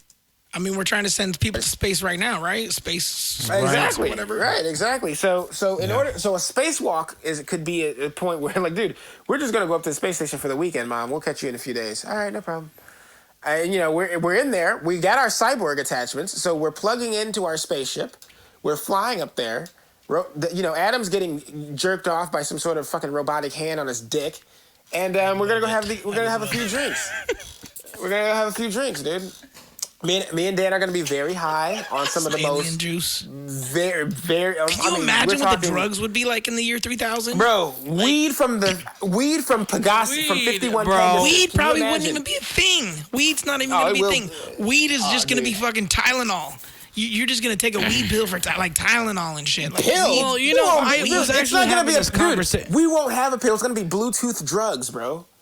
Probably. I was having this conversation with my man Question about how we have evolved just mentally with music, and how in the 90s, 120 BPM was fast. That, and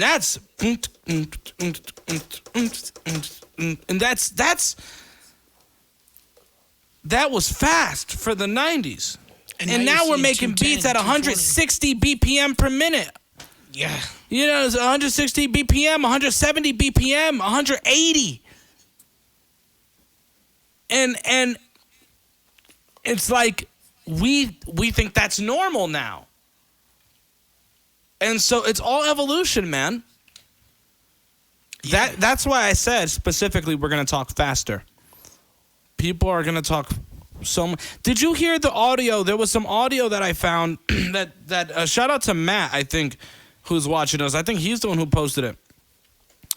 But somebody had posted a video that they found on YouTube of some old people talking in the 50s, I think. They were like in their 90s, in the 50s. And they had high-pitched ass voices, yo. In the what? In the 50s, it was a video, it was audio of people in their 90s. Oh. And how they sounded back then at that old of an age. And they sounded high-pitched, like higher pitched, and like it was wild. One of the things that I wish that I wish I could see.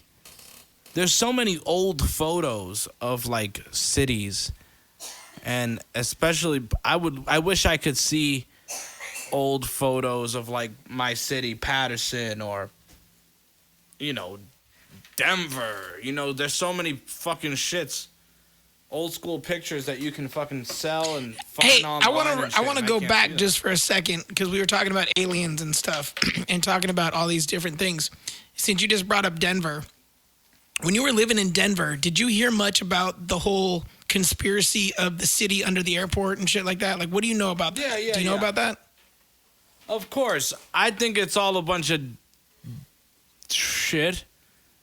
It's all stupid. But I will say this. The horse is real.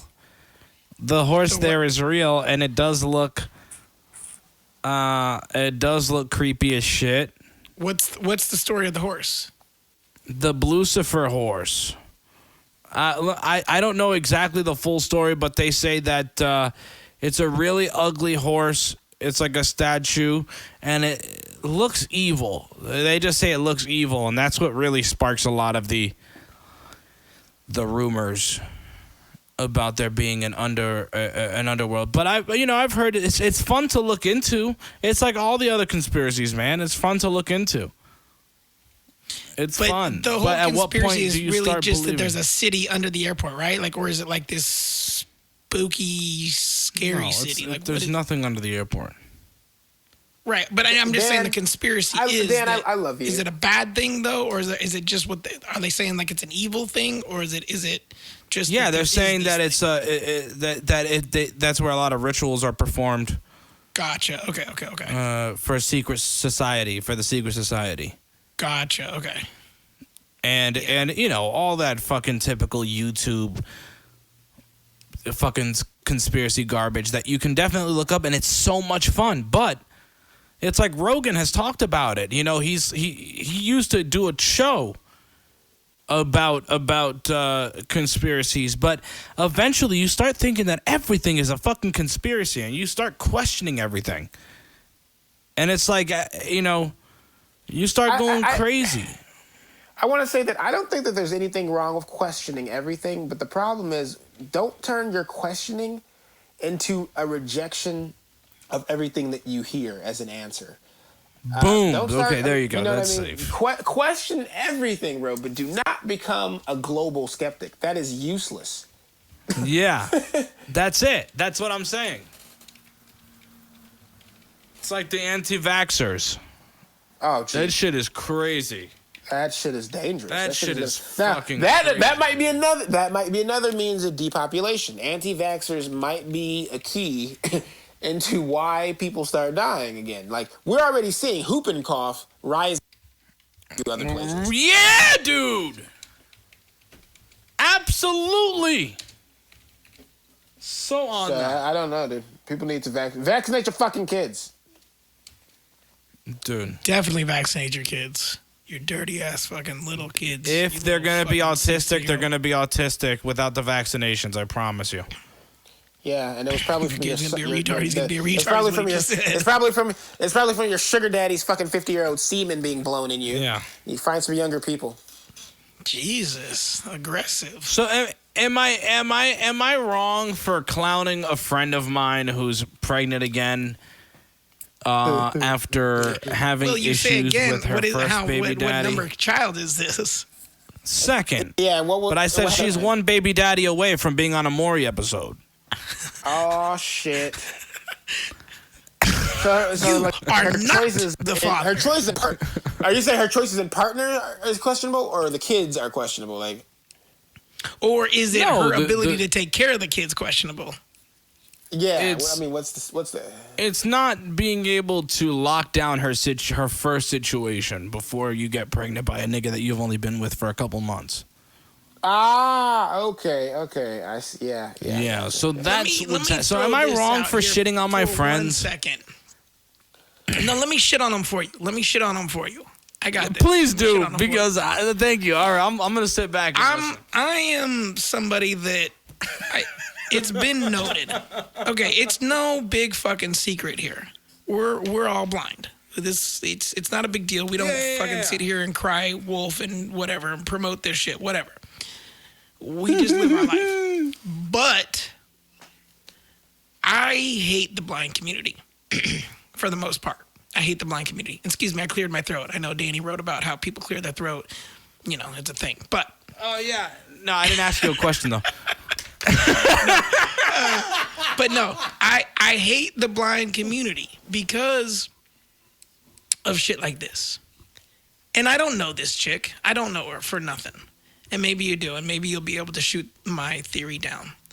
I think that there is a number of individuals, women individuals in the blind community right now that put their legs in the air and get that load dropped just to get pregnant to try and work the system.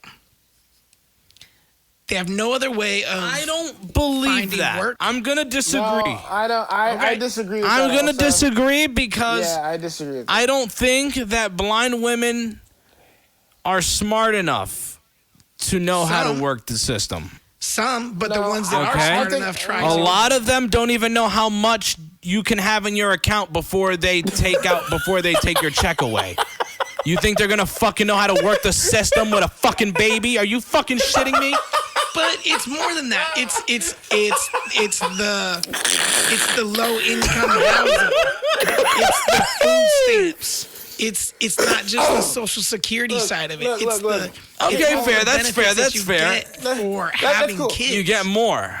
It's true. You get more. It's true, but benefits. I don't think blind people. I don't think it's a blind thing though. I think if you're gonna do that, you're gonna do that because of probably where you come. I think it's the same thing that you can point to normally.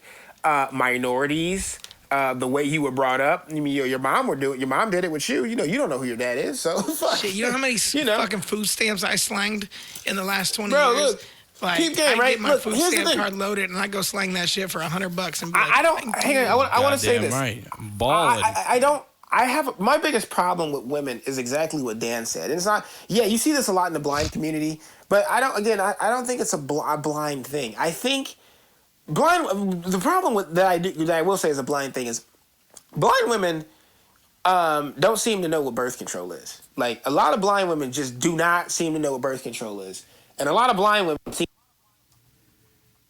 they cannot ask or should not ask for birth control. And it seems like they get this pressure to do something, or and after it's over, even still, then we have morning after pills. There's no reason for you to continue cranking out children that you can't support and that I really don't want to pay for with my tax money. And I don't mean to go conservative on so this. She does. Because I don't want to have an ass. She does have an ass, okay. And she has breasts, and she's white. Okay. So that's gonna attract the typical things that she chases. Your type, Brando. Well, then, if that's the nicer way. Well, see, again. Here. I want to point something out, though, because you just said my type. Where am I right now? You are. Yeah, I want to point something out. Very clear. Where am I right now? You are in Australia, young man. Why am I in Australia? You have a white daughter. Right. Now, here's the thing. If you are going to be this is it. Dan knows me on that level. So if she has the assets that get those sort of people, then why get it? That's the question, isn't it? We'll say that again. So I said, if she has the assets to get those sort of people, why can she not get a Brando? Right. Well, here's the thing. I think there's more of them than there is of you. Well, I think that I've learned that a lot. Here's the thing though. I don't know if I necessarily believe that because I look around in real life. I don't experience that. On TV, it's all the rage. In these conversations and in politics and in debates, it's like everyone seems to know someone like that. But it doesn't seem to measure out in real life. As I look around me, I see single fathers now. I'm seeing more single fathers now than I ever have in my life. I don't know what's happening with that, but single fathers are popping up out of the woodwork.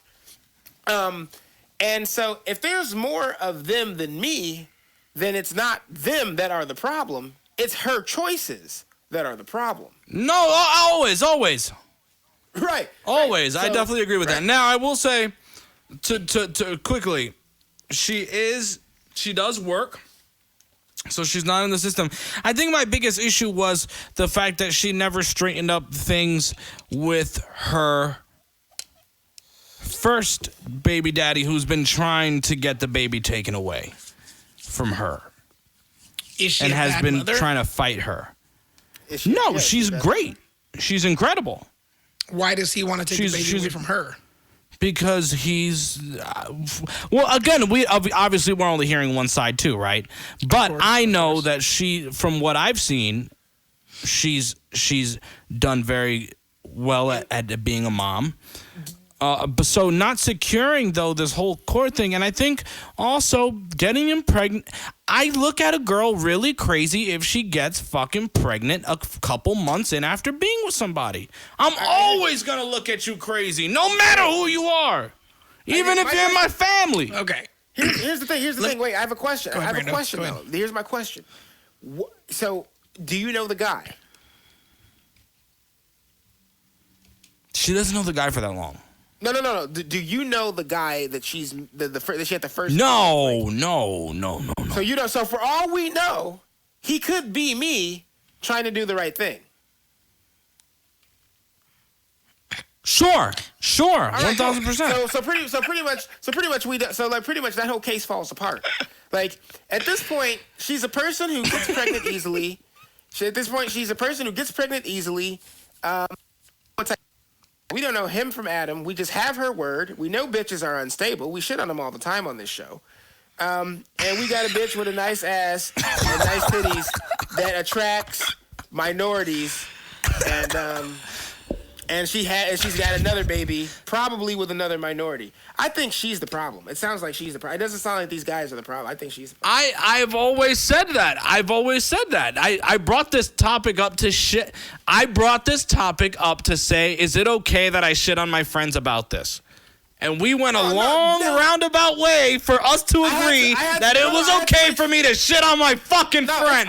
It's always going to be okay for you to shit on your friends. You can shit on Jesus. I don't care. Shit on everybody. It's always going to be okay with me. I'm just trying to understand. See, a lot of times I point the finger at the guy. I'm used to pointing the finger at the guy because I see women out here struggling. I point my finger at women a lot more than I point at men nowadays because I see how much women have been able to get away with. And hey, burn my house down, feminists, Twitter feminists, go ahead. But I'm gonna tell you right now, the shit that women have been able to get away with, it's fucking. Bill has a joke about that in his fucking new special, just about how if women ran this shit, there'd be no fucking due process. Just because women said that it happened. And that's fucking crazy. Adam, I want to say, too, though, like, I want to take this back to blind females. And I don't want to, I'm not trying to shit on them, but I am shitting on them.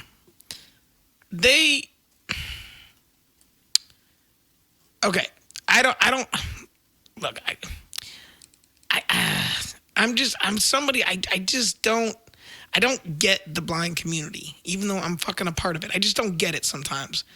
So there's this part of me that says, and you clarified it, Danny, that she works, she tries, she does what she can to do her part of being a normal human fucking being with an unfortunate situation. And that's what we try to do. That's what we try to do as blind people, as disabled people. Stop fucking. Yeah. Or yes. Or protect yourself. Or fucking wrap it up. Or fucking protect yourself. Until you know that you are secure. This is exactly what the fuck I was talking about, bro. Birth control. It's not until you know fucking. that you're set and secure Why are you even fucking taking the risk? I rolled dice for so many years because I thought I was shooting blanks, okay? I'm not going to sit here and try to act like I'm a perfect angel. I'm not. And this is my problem with the fucking blind community. Bro. This is the problem with the blind community to me. All I ever fucking hear about, and maybe I only hear the small percentage. Maybe I'm only hearing the small percentage. It's these fucking people that hang out online all fucking day and they meet these guys and girls, and next thing you know, they're chatting, talking, shooting text messages back and forth. And next thing you know, the dude's flying out there or she's flying out there. They're fucking, and 9 months later, they got a fucking baby. You neither one of you got a job. You're still living in your fucking mom and pop's spare bedroom, or you got this one fucking little studio ass apartment that you get from Section 8. Like, you ain't doing shit, but you want to bring a child into this world that doesn't deserve this. Tabitha asked if men could get pregnant, will we still be having this conversation? Yes. And I believe... men or women, I don't fucking care who you are. I don't care who you are. Be fucking responsible about your shit. Here's the thing. This is why anytime a person... let's just be real here. Let's just level. This is why anytime a person tries to point the finger and say that there are more black people or people, mixed race, Puerto Rican, whatever you want to call it, whoever you think is a deadbeat dad, more of people like that than there are people like me, I have to wonder, because if you were with the guy and the guy wasn't working, the guy's collecting SSI, the guy's doing this, the guy's doing that, my whole question is, why didn't you go find someone else? Why? Because it's easy. Because it's easy. Because that guy is looking to fuck something just as much as you are. You fall into. So if he's easy, then that means easy poverty. If he's easy, that means easy neglect. If he's easy, that means easy come, easy go. So if I could get pregnant, Tabitha, or anyone who has a similar line of thinking, I'm going to be thinking, who is going to stick with me? More to the point, who's going to stick with this kid? Because I might get bored of this motherfucker after a while. I might not want... Who's going to stick with this kid, though? I think that's something that me and Danny have talked about in past. I don't know that we put it out on a podcast, but I think maybe just between us shooting the shit, we've talked about that when we've both... And maybe you have too, Brando. I apologize. I can't tell you how many people do not see their kids, bro. Like, I literally will traverse... the world, but not even talking kids, just general men and women dating. Bringing up the topic of something that's easy. No. But that's a different. That's a side subject. No. But I'm just saying because it's easy. Because it's easy. You were talking about how it's easy. Right. But the reason that you put your semen comes out of you and produces a kid. This bitch is pregnant. She's pregnant for the second fucking time, dude. And it's infuriating. It is infuriating. Because then, of course, it gets brought back to this whole racial... I make more money than both of you. I'm almost positive. And, these fucking people, idiotic fucking idiots who pretty much can wear a basketball jersey and be 6'1" and look nice, can get a bitch, get her pregnant, and be on the opposite coast in 3 hours and never fucking talk to this hoe again. And whose lap does she land in? She lands in Dan's lap. She lands in Brando's lap. She lands in Adam's lap. And it's I gotta be last? Why do white boy gotta be last? Why do I gotta be last? Because your dick. Why do I gotta be last? I'm just fucking with you. She gotta go to the 10-inch black dick first, then the 7-inch Mexican dick, and then the 5-inch Irish. Fuck you. That's how it works. You. My big balls make that pussy hurt. Fuck you. Yeah, big balls gonna hit her ass cheeks and make her your ass big balls are gonna ass. It's gonna make her ass sore. But she's gonna have she's gonna have the crater. She's gonna have the fat girl crater. What I wanted to say was that because we were talking because we kind of got on the subject of things being easy. That it's Brando knows what I'm talking about. He knows what I'm talking about. The fat bitches with the little fucking golf ball craters in their ass. Man, bro, they have crevasses in them ass cheeks. But when you gotta spread the folds before you get to the pussy, it's not okay. When you gotta spread the folds, oh my I'm not down for that. Look, I love my fat bitches, but look, in the air. I love fat bitches too, bro. Listen, I'm black. Me too. What do you mean? But no, I just wanted to touch on this real quick, is because there's something about it being easy, and this is why shit happens. This is why stupid people get in stupid situations by having too many goddamn kids that they can't hardly take care of. If you and I brought up Dan for a second, but now that I think about it, he put himself in a position that he had a kid with a sided chick. So I was gonna say that sided chicks, if you work for it, it's a beautiful thing. Like, holy shit, a sided chick wants to date a blind dude, or vice versa. A blind chick is dating a sided dude. It doesn't happen that much. You can fight me on that all you fucking want, but it's true. It's facts. It doesn't happen that much. We know it doesn't happen that much. There's no question. So that's part of the reason why this shit happens with people that want to work the fucking system. And maybe they're not working the system. I think they are, though. That's my personal fucking opinion. Well, see, I think they are. I think more. I'll be honest with you.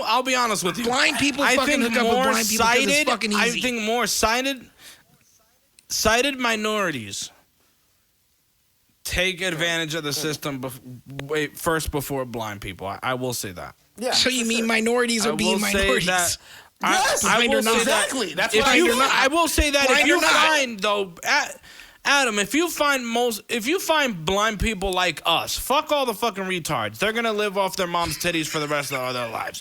But if you talk to blind people like us, who don't have the, or myself, I'll speak about myself. Who doesn't have the opportunity, who's applied to jobs, who's literally spent so many years of their lives applying to fucking jobs and not hearing anything. I don't want a fucking SSI check. I don't want the opportunity or the possibility of that being cut one day and I have nothing because I'm forced to live off of a certain amount of months. Hold your thoughts. I think there are more blind people that want to get off of SSI more than you think. Let me hold your thoughts for 1 second because we got a call, but I dropped the call line real quick, so I just need to reconnect to it real quick. I mean, Jesus Christ. Damn, you got a call and you dropped it, nigga? It's their fucking this motherfucker. Thank you for calling Studios host and call. I didn't realize. Please enter your phone number and press pound. I didn't fucking know it dropped. It dropped the fucking call. So give me. How long have they been on hold? Sadly, that's fucked up. I think they just. I keep checking it, and they've only been there for a few minutes. But if you just give me 2 seconds, I'll Stay right there. Stay right there. So if you're still there, you can still hear us. But I just have to connect. Do his best.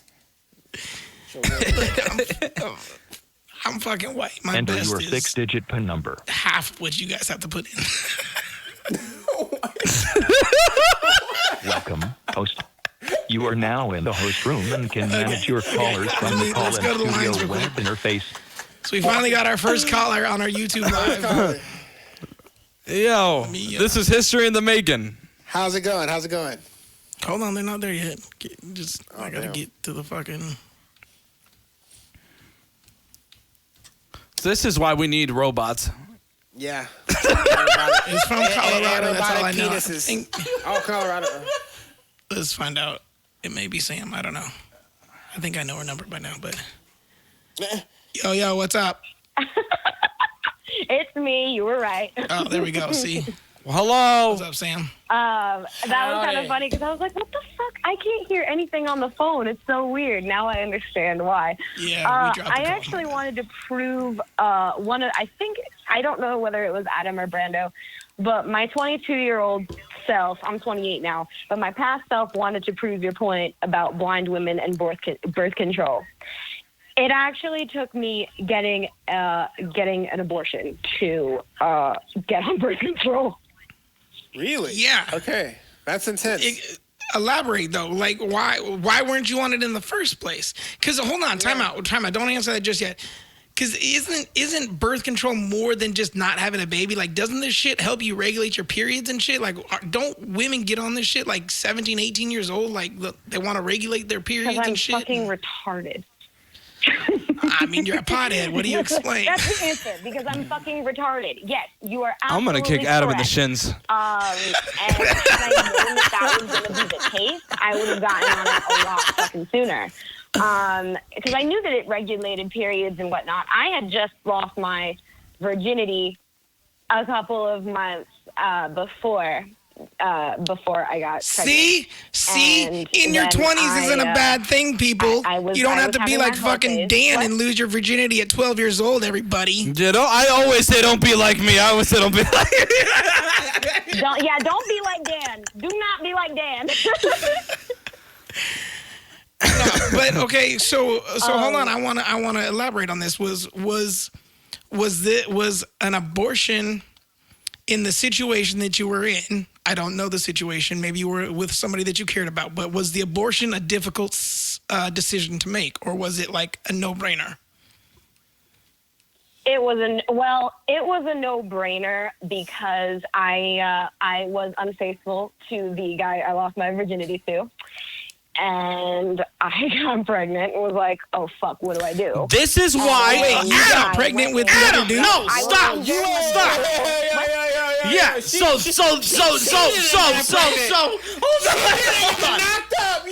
Hold on. Oh, boy, Sam. All right, Sam. Oh, boy. So here's my point. Adam wanted to pat me on the back, or pat her on the back. No, it wasn't him. For losing her virginity. No, hold on. For losing her virginity in her 20s, okay? Yeah, and now let me tell you something. She uncorked that beast. This is the problem. This is the problem with losing your virginity too late. That fucking freedom. That newfound fucking freedom, you act on that, and you get fucking knocked up by the nigga. Come on, my nigga. Come on, my nigga. That's what, if you lose it at a young age, it's like drinking. It's like drinking. It's like drinking. It's like drinking. If you drink at a young age, by 21, you're not gonna give a fuck. Nope, that was me. I fucked at 14, and guess what? I'm 26, and I want to settle down for the rest of my fucking life. I had the time. I had fun. Yeah, Dan, don't do it. Here's the thing. I'm here to tell you, don't do it. But that is crazy. Yo, that's nuts. But it was insane. Like when I realized, so I went in to get the fucking ultrasound done, and the doctor was like, "Oh yeah, we can't see anything, but you have a positive test. You have a positive pregnancy test, so you caught it quick enough." And that was when I knew whose it was, and I was like, "Nope, get it out! Get it the fuck out of me right now!" Yeah, he bust deep in your shit, huh? Jesus. Yeah, he put the head on your cervix wall. You know what? Truthfully, I don't remember. Oh, yeah, I sure you don't. He must have been. I don't remember. That's how forgettable I somehow don't believe this was like. Yeah. He was a white boy. 6 It's years okay. ago? Yeah. We lay that forgettable Put the pistols dick. in the air if you believe that shit. But hold on though. I don't think. But Sam is kind of my thing. Sam, that's kind of. I don't. You're his thing, Sam. No. Like it's not a blind. It's back to the whole blind thing. I don't think it's a blind woman thing because I've had cousins that have had similar stories. You know. Not the whole I lost my virginity when I was 20 and then I went buck wild and fucked a bunch of niggas and I got knocked up by one. That's not what I mean. What I mean is they chose badly. And they had to, it's not that they wanted to get on welfare, but they had to because the person that was supposed to be there to help out was not there. The guy was... So Tabitha asked us if we could take birth control, if they made birth control for men. Actually, they do. They do make birth control for men. They do make birth control for men. It's called not a in the United fucking States. condom. No, that's not what she's talking about. I knew one of you was going to make that fucking... That was going to say it's called a condom. Condoms are disgusting. Hey, look, the birth control for men in pill form came out in India not too long back, and they're trying to get it in the United States. But there's some so then it's not out. You can't say that it's out. That shit isn't here yet. No, it's out in black market. It's a concept. Black market. It's a fucking concept. He thinks because he's in Australia, he can, preemptively fix it. It is out, bro. It's out in the world, bro. It's not out on the concept. American It's a concept. But hold on. I got a question for you, though, boring, Sam. no fuck stuck in Oregon doesn't mean that other people can't travel. Away, love. Was the individual that you got... I keep that West Coast hatred out of your fucking mouth, bro. Look, okay, Oregon. Was the individual that you got knocked up by, was he blind? Yes. Okay, the person you lost your virginity to, was he blind? Also, yes. Damn, see? So why? It was easier, right? Like, it was easier. Why not a sighted dude? How many times did you try to fuck a sighted dude before you fucked a blind dude? Come on, you tried. Not fuck per se, but date. Excuse me, make love to? A lot. Is that better? In high school, and I got shut down a lot, and I also got cheated on when I was dating the sighted guy. I've dated a couple sighted guys, and I use the term date very loosely because it was high school. So you find dating a blind guy is easier then, right? Dating a sighted dude. What would you say though? So you find dating in the blind community is easier then, right? I don't really have a preference per se. I guess I never really thought about it. But like I said, I got cheated on by a sighted dude actually in front of me. My friend saw and told me that what the fuck was going on. And I was like, no. Yo, that's some savage shit right there. I want to say something. I want to say something about dating blind people, sighted people dating. At the time. Blind people, if I think it depends on what kind of blind person you date. I've dated blind people that were just as good as dating a sighted person as far as the amount of independence they had, as far as because that's what usually that's what I would say. The difference in dating a blind woman and a sighted woman usually comes down to what I like to call affection, communication, and independence. And those are the three main differences that I see in dating those. Communication, because blind people communicate very, very fluidly with their hands and physical things. Like, we understand each other. Like, it's right over there, right to the left. We're very specific with our directions and about a bunch of other stuff. We use our hands. Like, we know what we're actually doing there. Now, sighted people aren't like that. I can't tell you how many I dated sighted women for about 2 years. She still pointed at every fucking thing. Like, what the fuck are you pointing at, bitch? Affection. I find blind women more affectionate. And I get this from sighted women a lot. Like, I love being with you. I've never been touched so much in my life. And then this whole independence thing. Jen loved me for that, man. Whole independence thing. A lot of blind women, especially what you would consider to be blind women, as opposed to a woman who happens to be blind. Blind women, you're going to be doing stuff for them. You are going to be a blind guy. You might have a blind guy with a more independent woman. She's going to be doing stuff for him. Someone takes the lead. But if you have two truly independent blind people, yes, it's indistinguishable. Yes.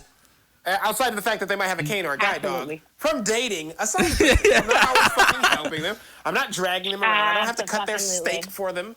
You know what I mean? Like, and so I think it matters on what type. It of makes it so much easier for sure. That's where me and my lady are. Me and my lady are very much be your own fucking person, people. And I can step in whenever I need to step in. You know what I mean? I want to say this one last thing and then I'll shut up. I think I'm in a unique position because I made it a point when I was about 20 or 21 to stop dating blind. I purposely and it's secretly. It's not the only. It's a minor reason, but it is secretly one of the tiny reasons that did prompt me to kind of leave the country and go exploring.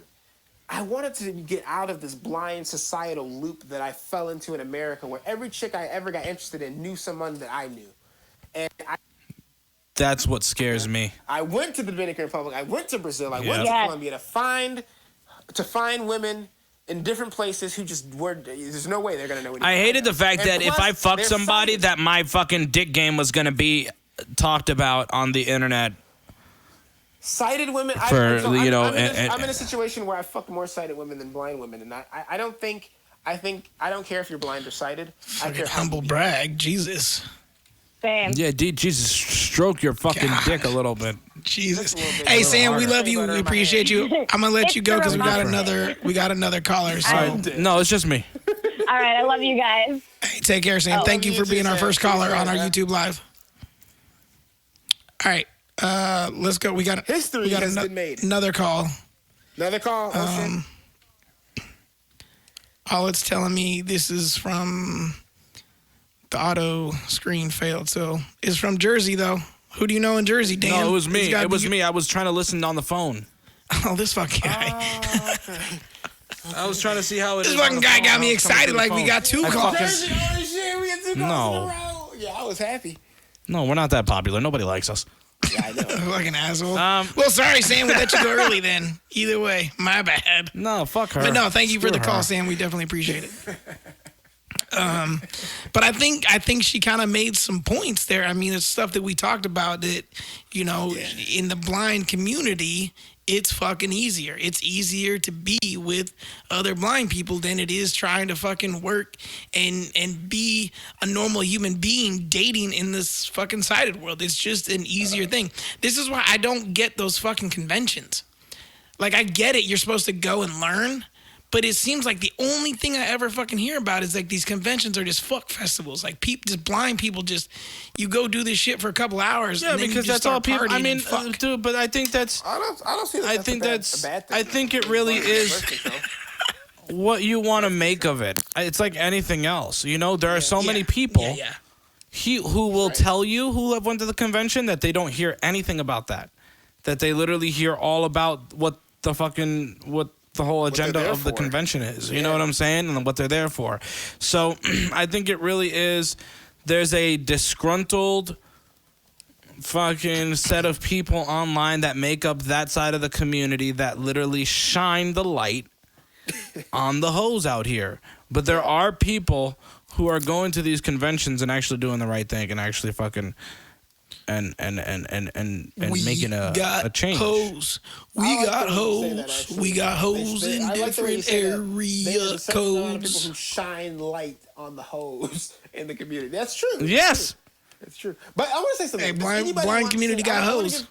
There's 2 tips I can give on because I know some great fucking blind parents and great, really independent blind people. So I want to touch on this because this was brought. This came around about a week ago, and Dan, I know you and even Sam had given your thoughts on this, and I think you're gonna know where I'm gonna go with this. And you know what? Let me see.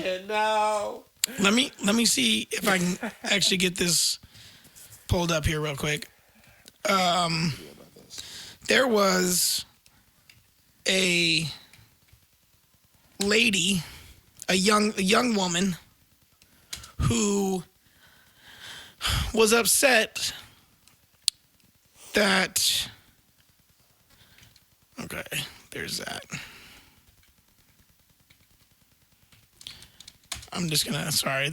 Just give me 2 seconds and I'll get this pulled up here. But she called into the Breakfast Club, very popular morning radio show, Charlemagne, DJ Envy, and Angela Yee. And Angela. I know them. Great people. Very great morning show. Yeah, if you don't know what the fuck the Breakfast Club is, you're a fucking idiot. You're lame. You're a loser. Learn about the Breakfast Club. And Charla is one of the nicest fucking people in that goddamn building. And he's real. Real. One of the realest ones. To power. Charlotte's getting a little corporate on me, and he's getting a little too democratic on me. After he put out his book? Lately. I love him. But him not pressing the Cory Bookers as hard as he was pressing the Bernie Sanders type of deal kind of bothers me a little bit, but we'll keep going. Hey, real quick, make sure to subscribe. If you're watching us, subscribe so you know when we're going live. Hit that notification button. I never thought I'd be one of those fucking YouTuber guys saying that shit. It's like, share, subscribe, smash that notification button so you know when we're going live. All that kind of good shit. I hate that we have to do it, but YouTube will follow us on all of our social medias content, at especially since we're CPPod100. You'll know when we're going live if you follow all of our social media bullshit. All right, I got Again, we're looking for bloggers too. Remember, for the website, comfortablypoor.com, if you want to blog for us. And I love the headlines on this YouTube shit. So when you go to YouTube and you try to pull this up, it's Breakfast Club. Most of the people have the same headline. Breakfast Club takes call from dumb blind girl. Like, okay, can I tell you? Let's listen to a little bit of this. What's that? Can I tell you who uploaded that video? Who's that? Yours truly. I knew titling it like that would piss off blind people. Web Daily. There it is. Yeah. That is you. Got what I that is okay. Wanted. Well, we're going to play your fucking video, so don't fucking copyright us, bitch. Hello, who's this? Asking. It's like, Big Pun used to breathe heavy when he raps. I'm just asking. What's your name, mama? My name is Chelsea. Hey, and, Chelsea, are you getting ready for school? First off, this bitch sounds like she's 10 years old. She's come on. Yeah, I mean, bro. Look. Okay, I'm sorry. I didn't believe. I'm in college. I know you guys probably think I'm like 9. Yeah, you sound like you're 9, Chelsea. You sound like the second coming of Michelle A. I'm actually 20. You may not know who Michelle A is, but they did a movie on her on Lifetime a couple years ago. Cool. I just wanted to say that I'm just really irritated because my friends and I were all, blind or vision impaired, and it seems like nobody wants to hire us because, all of these parents, they want, kids, they want us babysitters. Well, Chelsea? Kids to, like, parks and stuff instead of sitting in those houses and watching movies and playing games and stuff like that. Like, Chelsea? It's so freaking annoying. Chelsea, I'm not going to front. You're blind. I wouldn't want you to walk my kids around the city and do things with them. You're blind. Do you realize that, like, there's actually, what's his name? Blind person that are all famous, and you guys like look up to them, like Ray Charles and stuff. Yeah, but Ray Charles ain't walking my kids around the city. Ray Charles was playing the piano and entertaining us. Whatever, but like what? Question. Like, oh my goodness, you guys are such inspirations, and now you like, oh, I don't want to. Well, wait a minute. No, let's be for real. Now listen. Now we're gonna be for real here. Would Uber hire you to drive a car? No. I said I want to drive no car. Which one would you come around and let you walk around my kids? Yeah. No. I'm sorry. I love you, Chelsea.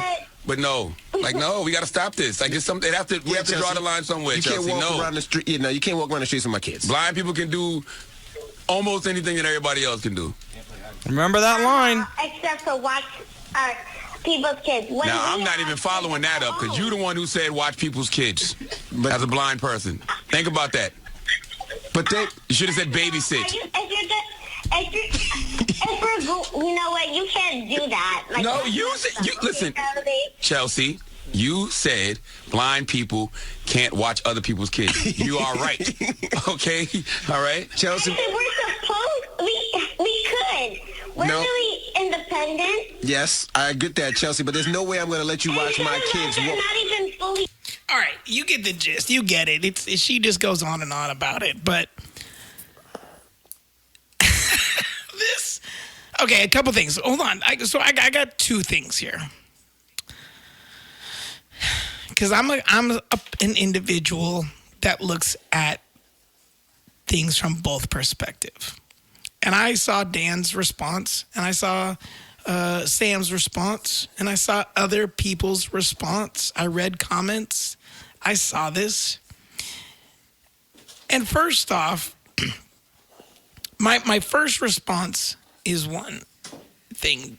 Envy says, I wouldn't want you walking my kids around the city. Okay, I get that a little bit. I wouldn't want you walking my kids around New York City.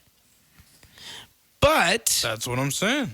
But if I'm somewhere like Portland, Oregon, where I live, it's a reasonably sized... So I don't want my kids walking around the city by themselves in Portland, stepping on needles. Touche. Who's to say we're downtown, though? I don't fully agree that we can't do it, and I feel like there was part of them saying that we couldn't do it. I get they don't want. Hold on. I get that they're saying they wouldn't want a blind person watching their kids.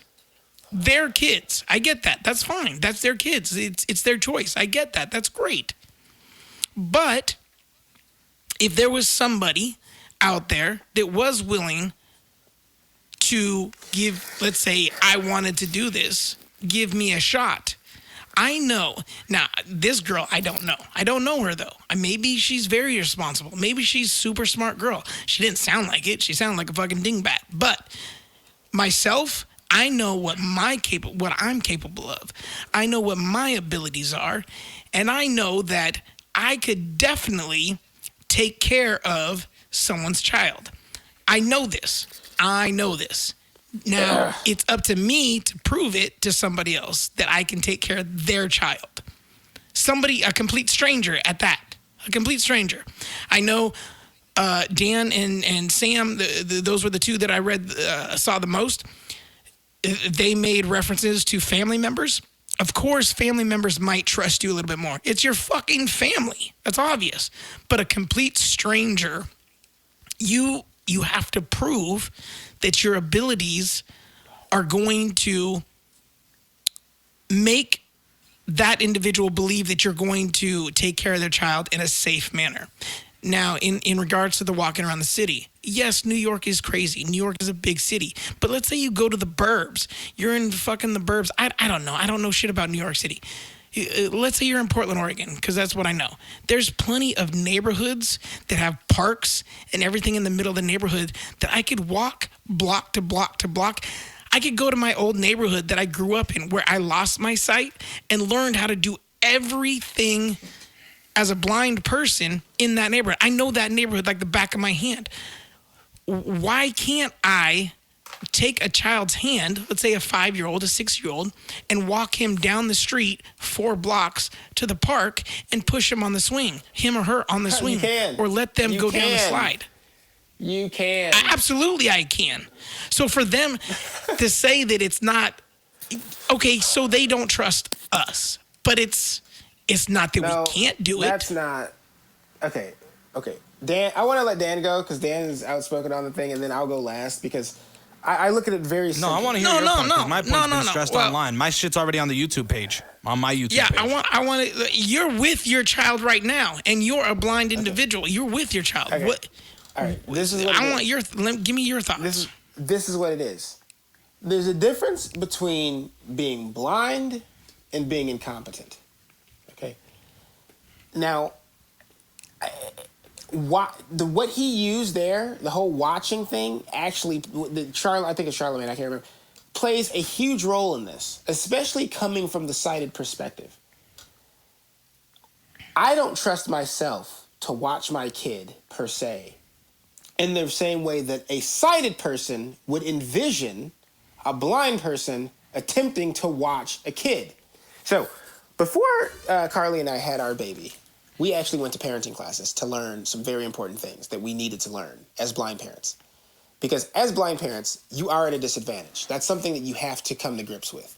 You cannot watch. You cannot, and at this point, watching gets turned into the concept of observation. You need to be able to observe your kid. That is important. Now, we're still talking about your kid at this point, because that matters. Your kids in general matter, right? So we don't want any kids to get killed. So, observing our kids, babysitting, if you will, like he said. So, we're going to babysit these kids. How are we going to babysit them? While I just swing my hand side to side on a busy street. That's not how that happens. Adam brought up a very good point. Why wouldn't you be holding your child's hand or exactly? Or keeping your child nearby you? You would be. Especially as a blind person, sighted people should do the same thing. But see, what they're saying, and especially in the context they're coming from, they're seeing kids walk and run and go rambunctious down a New York street, and the blind person's tip-tapping behind them, and a car swerves out of nowhere, comes up on the sidewalk. I agree that that's not reality. No, it's not, and that's my whole point. It's not reality. But why isn't it reality? It's not reality for me because I hate saying common sense because that's a fallacious argument. But yeah, common sense, that's the first thing. But second off, education goes into it.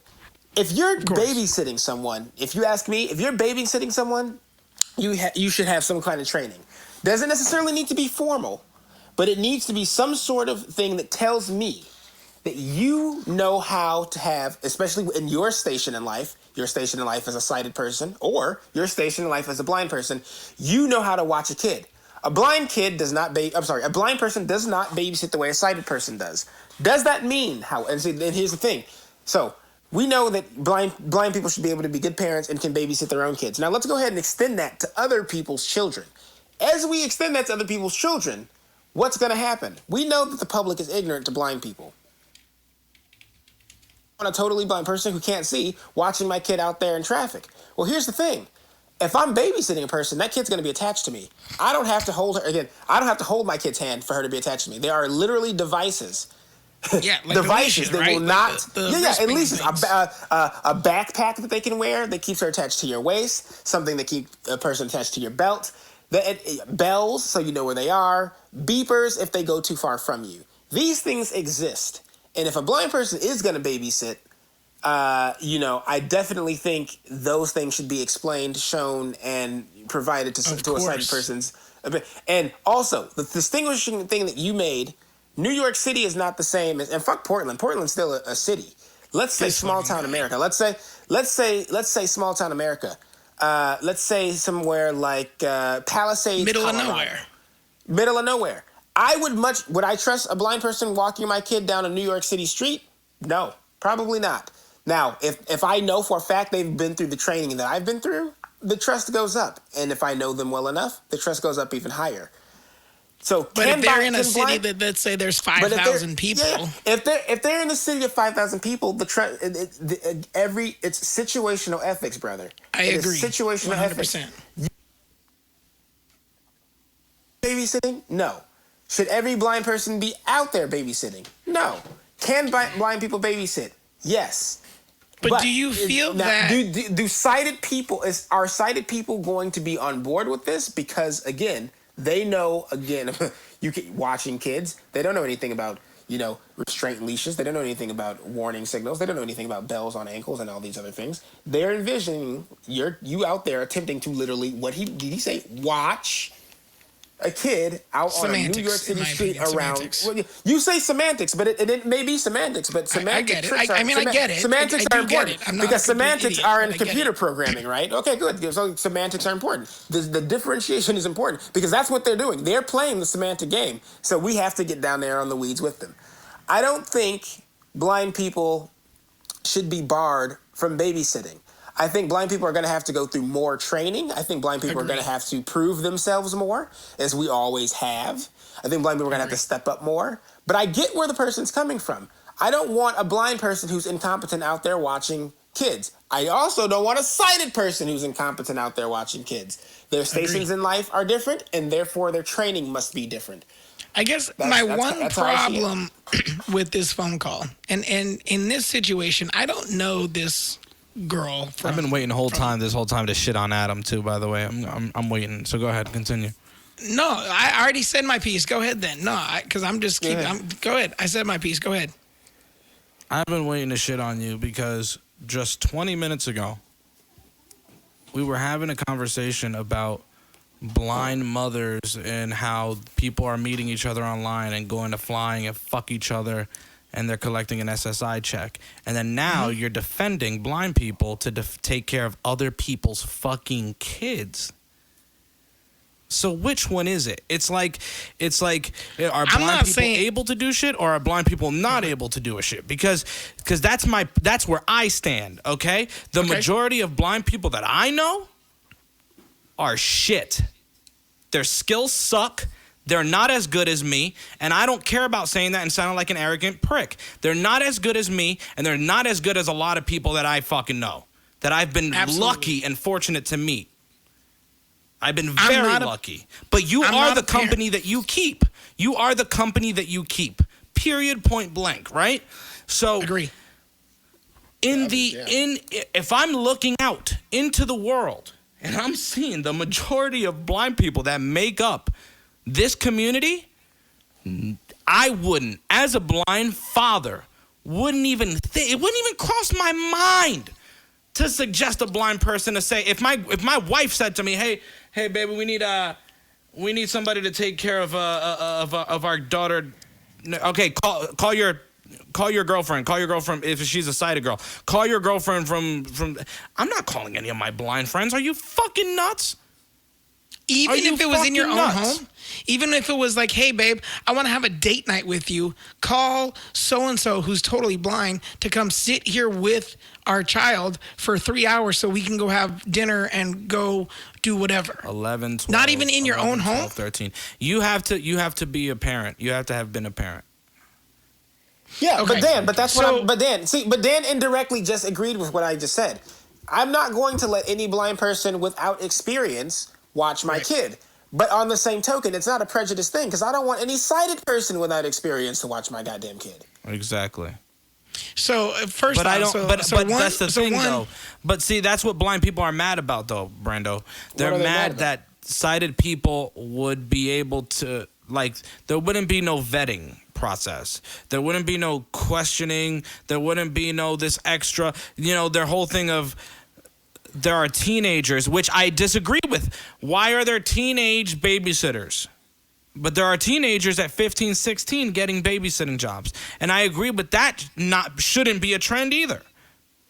But it is, and that's where the blind people are angry about. They're angry that there are 15 and 16-year-old sighted people with no experience on some kids can fucking babysit a little bit, but a blind person. Well, that's the thing, though. And where's my biggest part about this phone call was she called in with the worst fucking example that she was not ready to defend. Yeah. No, now, had you said sales, hey, I can work in a fucking Macy's, and it's hard to get a Macy's job. I can work at a Starbucks and learn the Starbucks because they organize shit in the same shelves, in the same way. Same thing with any store. I can work at a Walmart, but they won't hire me. Those are so much more easy to defend than a fucking But you can take home ec classes. You can take home classes. You can take parenting lessons and learn. It's about travel. It's about travel. They talked about bringing their kids into the street. I want both of you. I want both of you to answer this. If I, Brando Collins, had called Charlemagne, do you think the phone call... Are you talking about absolutely not. But that's my point. If it was me, if it was you, if it was Adam, people who actually know how to speak and defend this position. No, not a male. You had to be ready. You're just taking someone who's probably more educated than just somebody who's frudated. Yeah, somebody who's frustrated that they can't get a fucking job. See, I'm not even. See, the thing is, me. The only thing I'm saying is. What Dan just said about defending it. Can you defend what you're... Because she's not defending it. She doesn't even sound like she's watched that many. I need to defend something first. She said... Because... Time out. No. Time out. Yeah. Let me defend something first. Because, one, I never said blind people are bad parents. I said that I feel like blind people try to work the system. So... Yes, I may have 25 minutes ago said that there's, this situation going on with blind people having babies, but I feel like that's more of blind people trying to work the system. Do I think they're bad parents? I don't know. Maybe there's some of them that are. Maybe there's some. I don't think that if you're living in your mommy's house, and you just met this man. Agree. On the internet, and you've only been dating for 2 months, and you got pregnant, and 9 months later, you're trying to figure this shit out while you're both still living in your parents' house. You're both shitty parents, and you shouldn't have never brought a fucking kid into this world. Facts. But you know what I'm saying? But here's the thing. That doesn't mean you can't become a good parent. You started out, you had a shitty foundation, and you had a shitty basis. But don't call into a radio show and be upset that you can't get a job babysitting. Agreed. I totally agree with that, actually. My one problem with the phone call. Do that. My one problem with the phone call is, in this situation, let me say, if I had a child, I don't have any children. I love my money. I wouldn't let this little girl watch my. She doesn't sound like somebody I would trust. I wouldn't. Now, either. Somebody like Brando, somebody like Dan, who have children, are experienced. But even if they didn't have children, if I had children and we all lived in the same neighborhood, I'm just about 99% positive. I can't say 100% or not, but I'm just about 99% positive that if I wanted to take my lady out for dinner one night, I would have no problem dropping my kids off with you because I know who you guys are. I know that you guys are responsible enough that you wouldn't let anything happen to my child. Whether, let's say you just wanted to go fucking walk around the block. 1,000%. New York City is a different story. Los Angeles is a different story. It's a little bit bigger. But if you guys just, if I was like, hey, I'm trying to take my lady out, can you watch my kid for 2 or 3 hours? I'm not going to have a problem with it. Like, obviously, I know you guys well enough that you're not going to let anything happen to my child. No, I'm not going to let anything happen to your child. And here's the thing. To the degree of caution that I would follow, and this is a very human thing, and I see a lot of people do this. A lot of people are more cautious with other people's kids than their own. Of course, if I'm watching your kid, and you say, yeah, don't go any, don't go to, go to the park. Just don't go downtown. Don't go to the east side. Just stay in a 2-block radius. Go to the park. Walk around. Don't let her out of your sight. All the electricity is plugged in. Everything is blocked off that she can get into that's bad. Just make sure she doesn't go in. Whatever rules you lay out, I probably will make those rules even more strict for her safety. You said we could go outside. We're probably not going to go outside. We're going to sit here and color. You said we could go to the park. We're not going to go to the park. We're going to play in the backyard. We're going to play in the backyard, right? So, I would, if I had to watch someone else's child, I would follow it probably not just to the letter, but I would cross and double cross things to ensure this child's safety. Boring person in the world. Well, and that's what I said. But I tell you what, not a blonde hair on her white head has been harmed. Now, I will say this. When I saw a bunch of people on the internet and the NFB going buck wild about this, my whole thing is this fight for inclusion is so fucking annoying because what's starting to happen is you're starting to make exceptions for people who don't deserve it. Okay? There's these exceptions for people. We shouldn't just give any old job to a blind kid out of high school. We shouldn't just give a babysitting job to a blind kid out of high school. I'm sorry. Just like any other job. We have to be realistic, yo. And the thing is, I'm an asshole. I'm considered an asshole because I'm fucking up the movement of trying to fight for inclusion or whatever. That's what they say about me.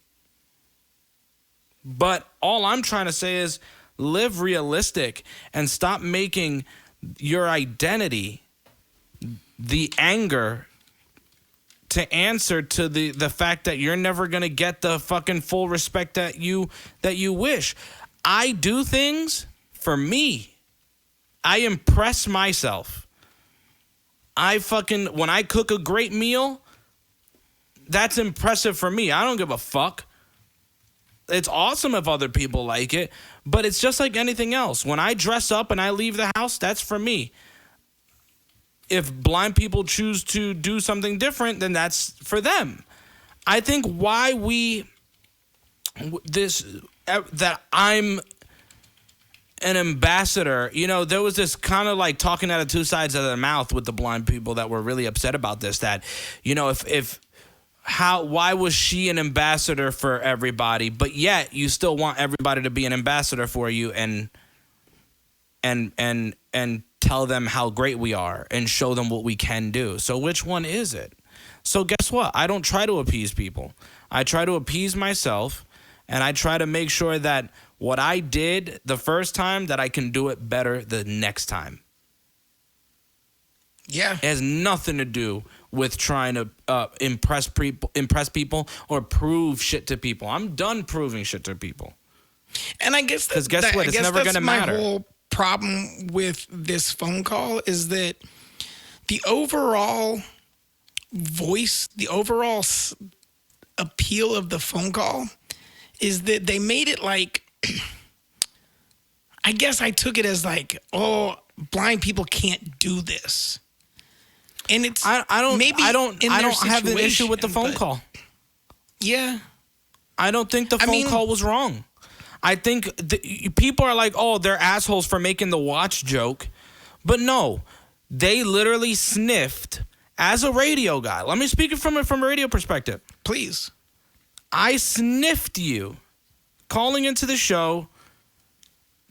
You didn't defend your position.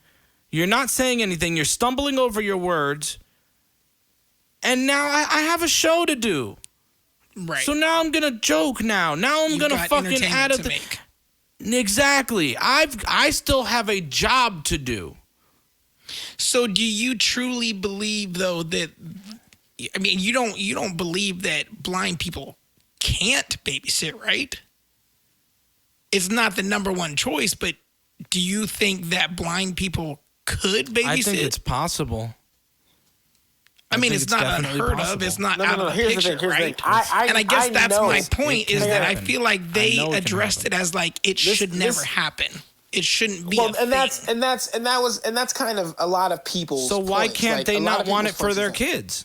And I'm not asking you. It's going to be a case-by-case basis. It's a case-by-case basis. You can't expect everybody. But this is the thing, bro. At the end of the day, if you don't want blind people watching your kids, don't have them watching your kids. But to say that blind people cannot babysit is a proven falsehood. Dude, like right now in the other, and I guess that's where I was trying to. In the other room is a person who babysits part time for work. Right in the other room right now from me is a person who's blind, who's less vision than I do, who babysits part time. How does she do it? I'll tell you what. She doesn't do it. Here's the thing. I'll tell you what. She doesn't do it like a sighted person. It's not the same. It is not the same. I agree. She is not out there. But anything we do as blind people is not the same as sighted people. I know, but that's the problem. But see, do you see? But Adam, but that is the disconnect that the people on that radio show were having. The watch thing, because they don't get it. What people get, they don't get it, and here, and that's why I say one part of this that I think a lot of people are grasping at and going in circles at. The open area is education. Sighted people, by and large, that's exactly what I was going to say. So, as blind people, should we be educating? Huge. Or should we be clowning this girl? Should we be educating, or should we be clowning this girl? Both. You should be doing both. I'll give you that. There's always a room. There's nothing off limits for comedy, but when it comes to educating people who don't know better, you have to do that, or you're going to run into ignorance like this. There was some truth coming from both sides in that phone call, but there was a huge gulf of ignorance that neither one of them tried to bridge. And Sam's that's what friend, falling into. Sam, when Sam posted this on Facebook, Sam had a friend who wrote, and this was so fucking great. It was, sure, part of that call might have been uncomfortable, and it might have been like, well, okay, what the fuck are you guys doing? But he goes, what does that say about us? And not taking the proper steps in making more of the world aware. Where are we lacking? Where are we falling that people still think that we can't babysit kids? For sure. Yeah, exactly. And that was a great point. It falls on our shoulders. You know what I'm saying? But it really does fall on our shoulders, and this is why the best way to learn about blind people is by being around them. That is the number one best way to learn. Period. And let me say, here's the thing though, that is not the way most sighted people learn about blind people. The way most sighted people learn about blind people is by either seeing them on the street, catching an article in the paper, seeing an ad on the commercial, seeing some shit on in the news. Maybe watching a movie where a blind person or a sighted person portrays. Watching a movie. Yeah. We can all agree, though, is it safe to interested. say that we can all agree that this little girl was not a fair representation of what blind people agreed. could be doing? Wholeheartedly agreed. No problem. If it was, like you said, Brando, if it was yourself or if it was potentially, let's say it was someone like Sam, a female like Sam who's educated, has a decent head on her shoulder, smokes way too much pot, but has a decent head on her shoulders, or someone like ourselves that calls into this show and talks about this and can defend it and can bring up points, then maybe it's a different whole nother story. Maybe we're not getting clowned for not being able to babysit children right now. This little girl was a complete misrepresentation of what we're capable of doing as blind individuals. I just don't. Yeah, I mean, I agree with that. I just don't think she should have called with that example. Yeah, I don't think she should. No. Example. Here's the thing. I don't think she should have called at all. She should not have. No, I agree with that. I agree. I agree with that. Trust me. I wish I never heard her voice. I mean, no. She's got the kind of voice that makes me like, maybe in 7 years. But she with her bullshit arguments, and her bullshit examples just should never have been made. She could have had someone a lot better call in on her behalf. But that right there was just like, holy shit. Now everyone's going to be like, the fact that she brought Ray Charles that's crazy. in the mix is what really fucked with me, man.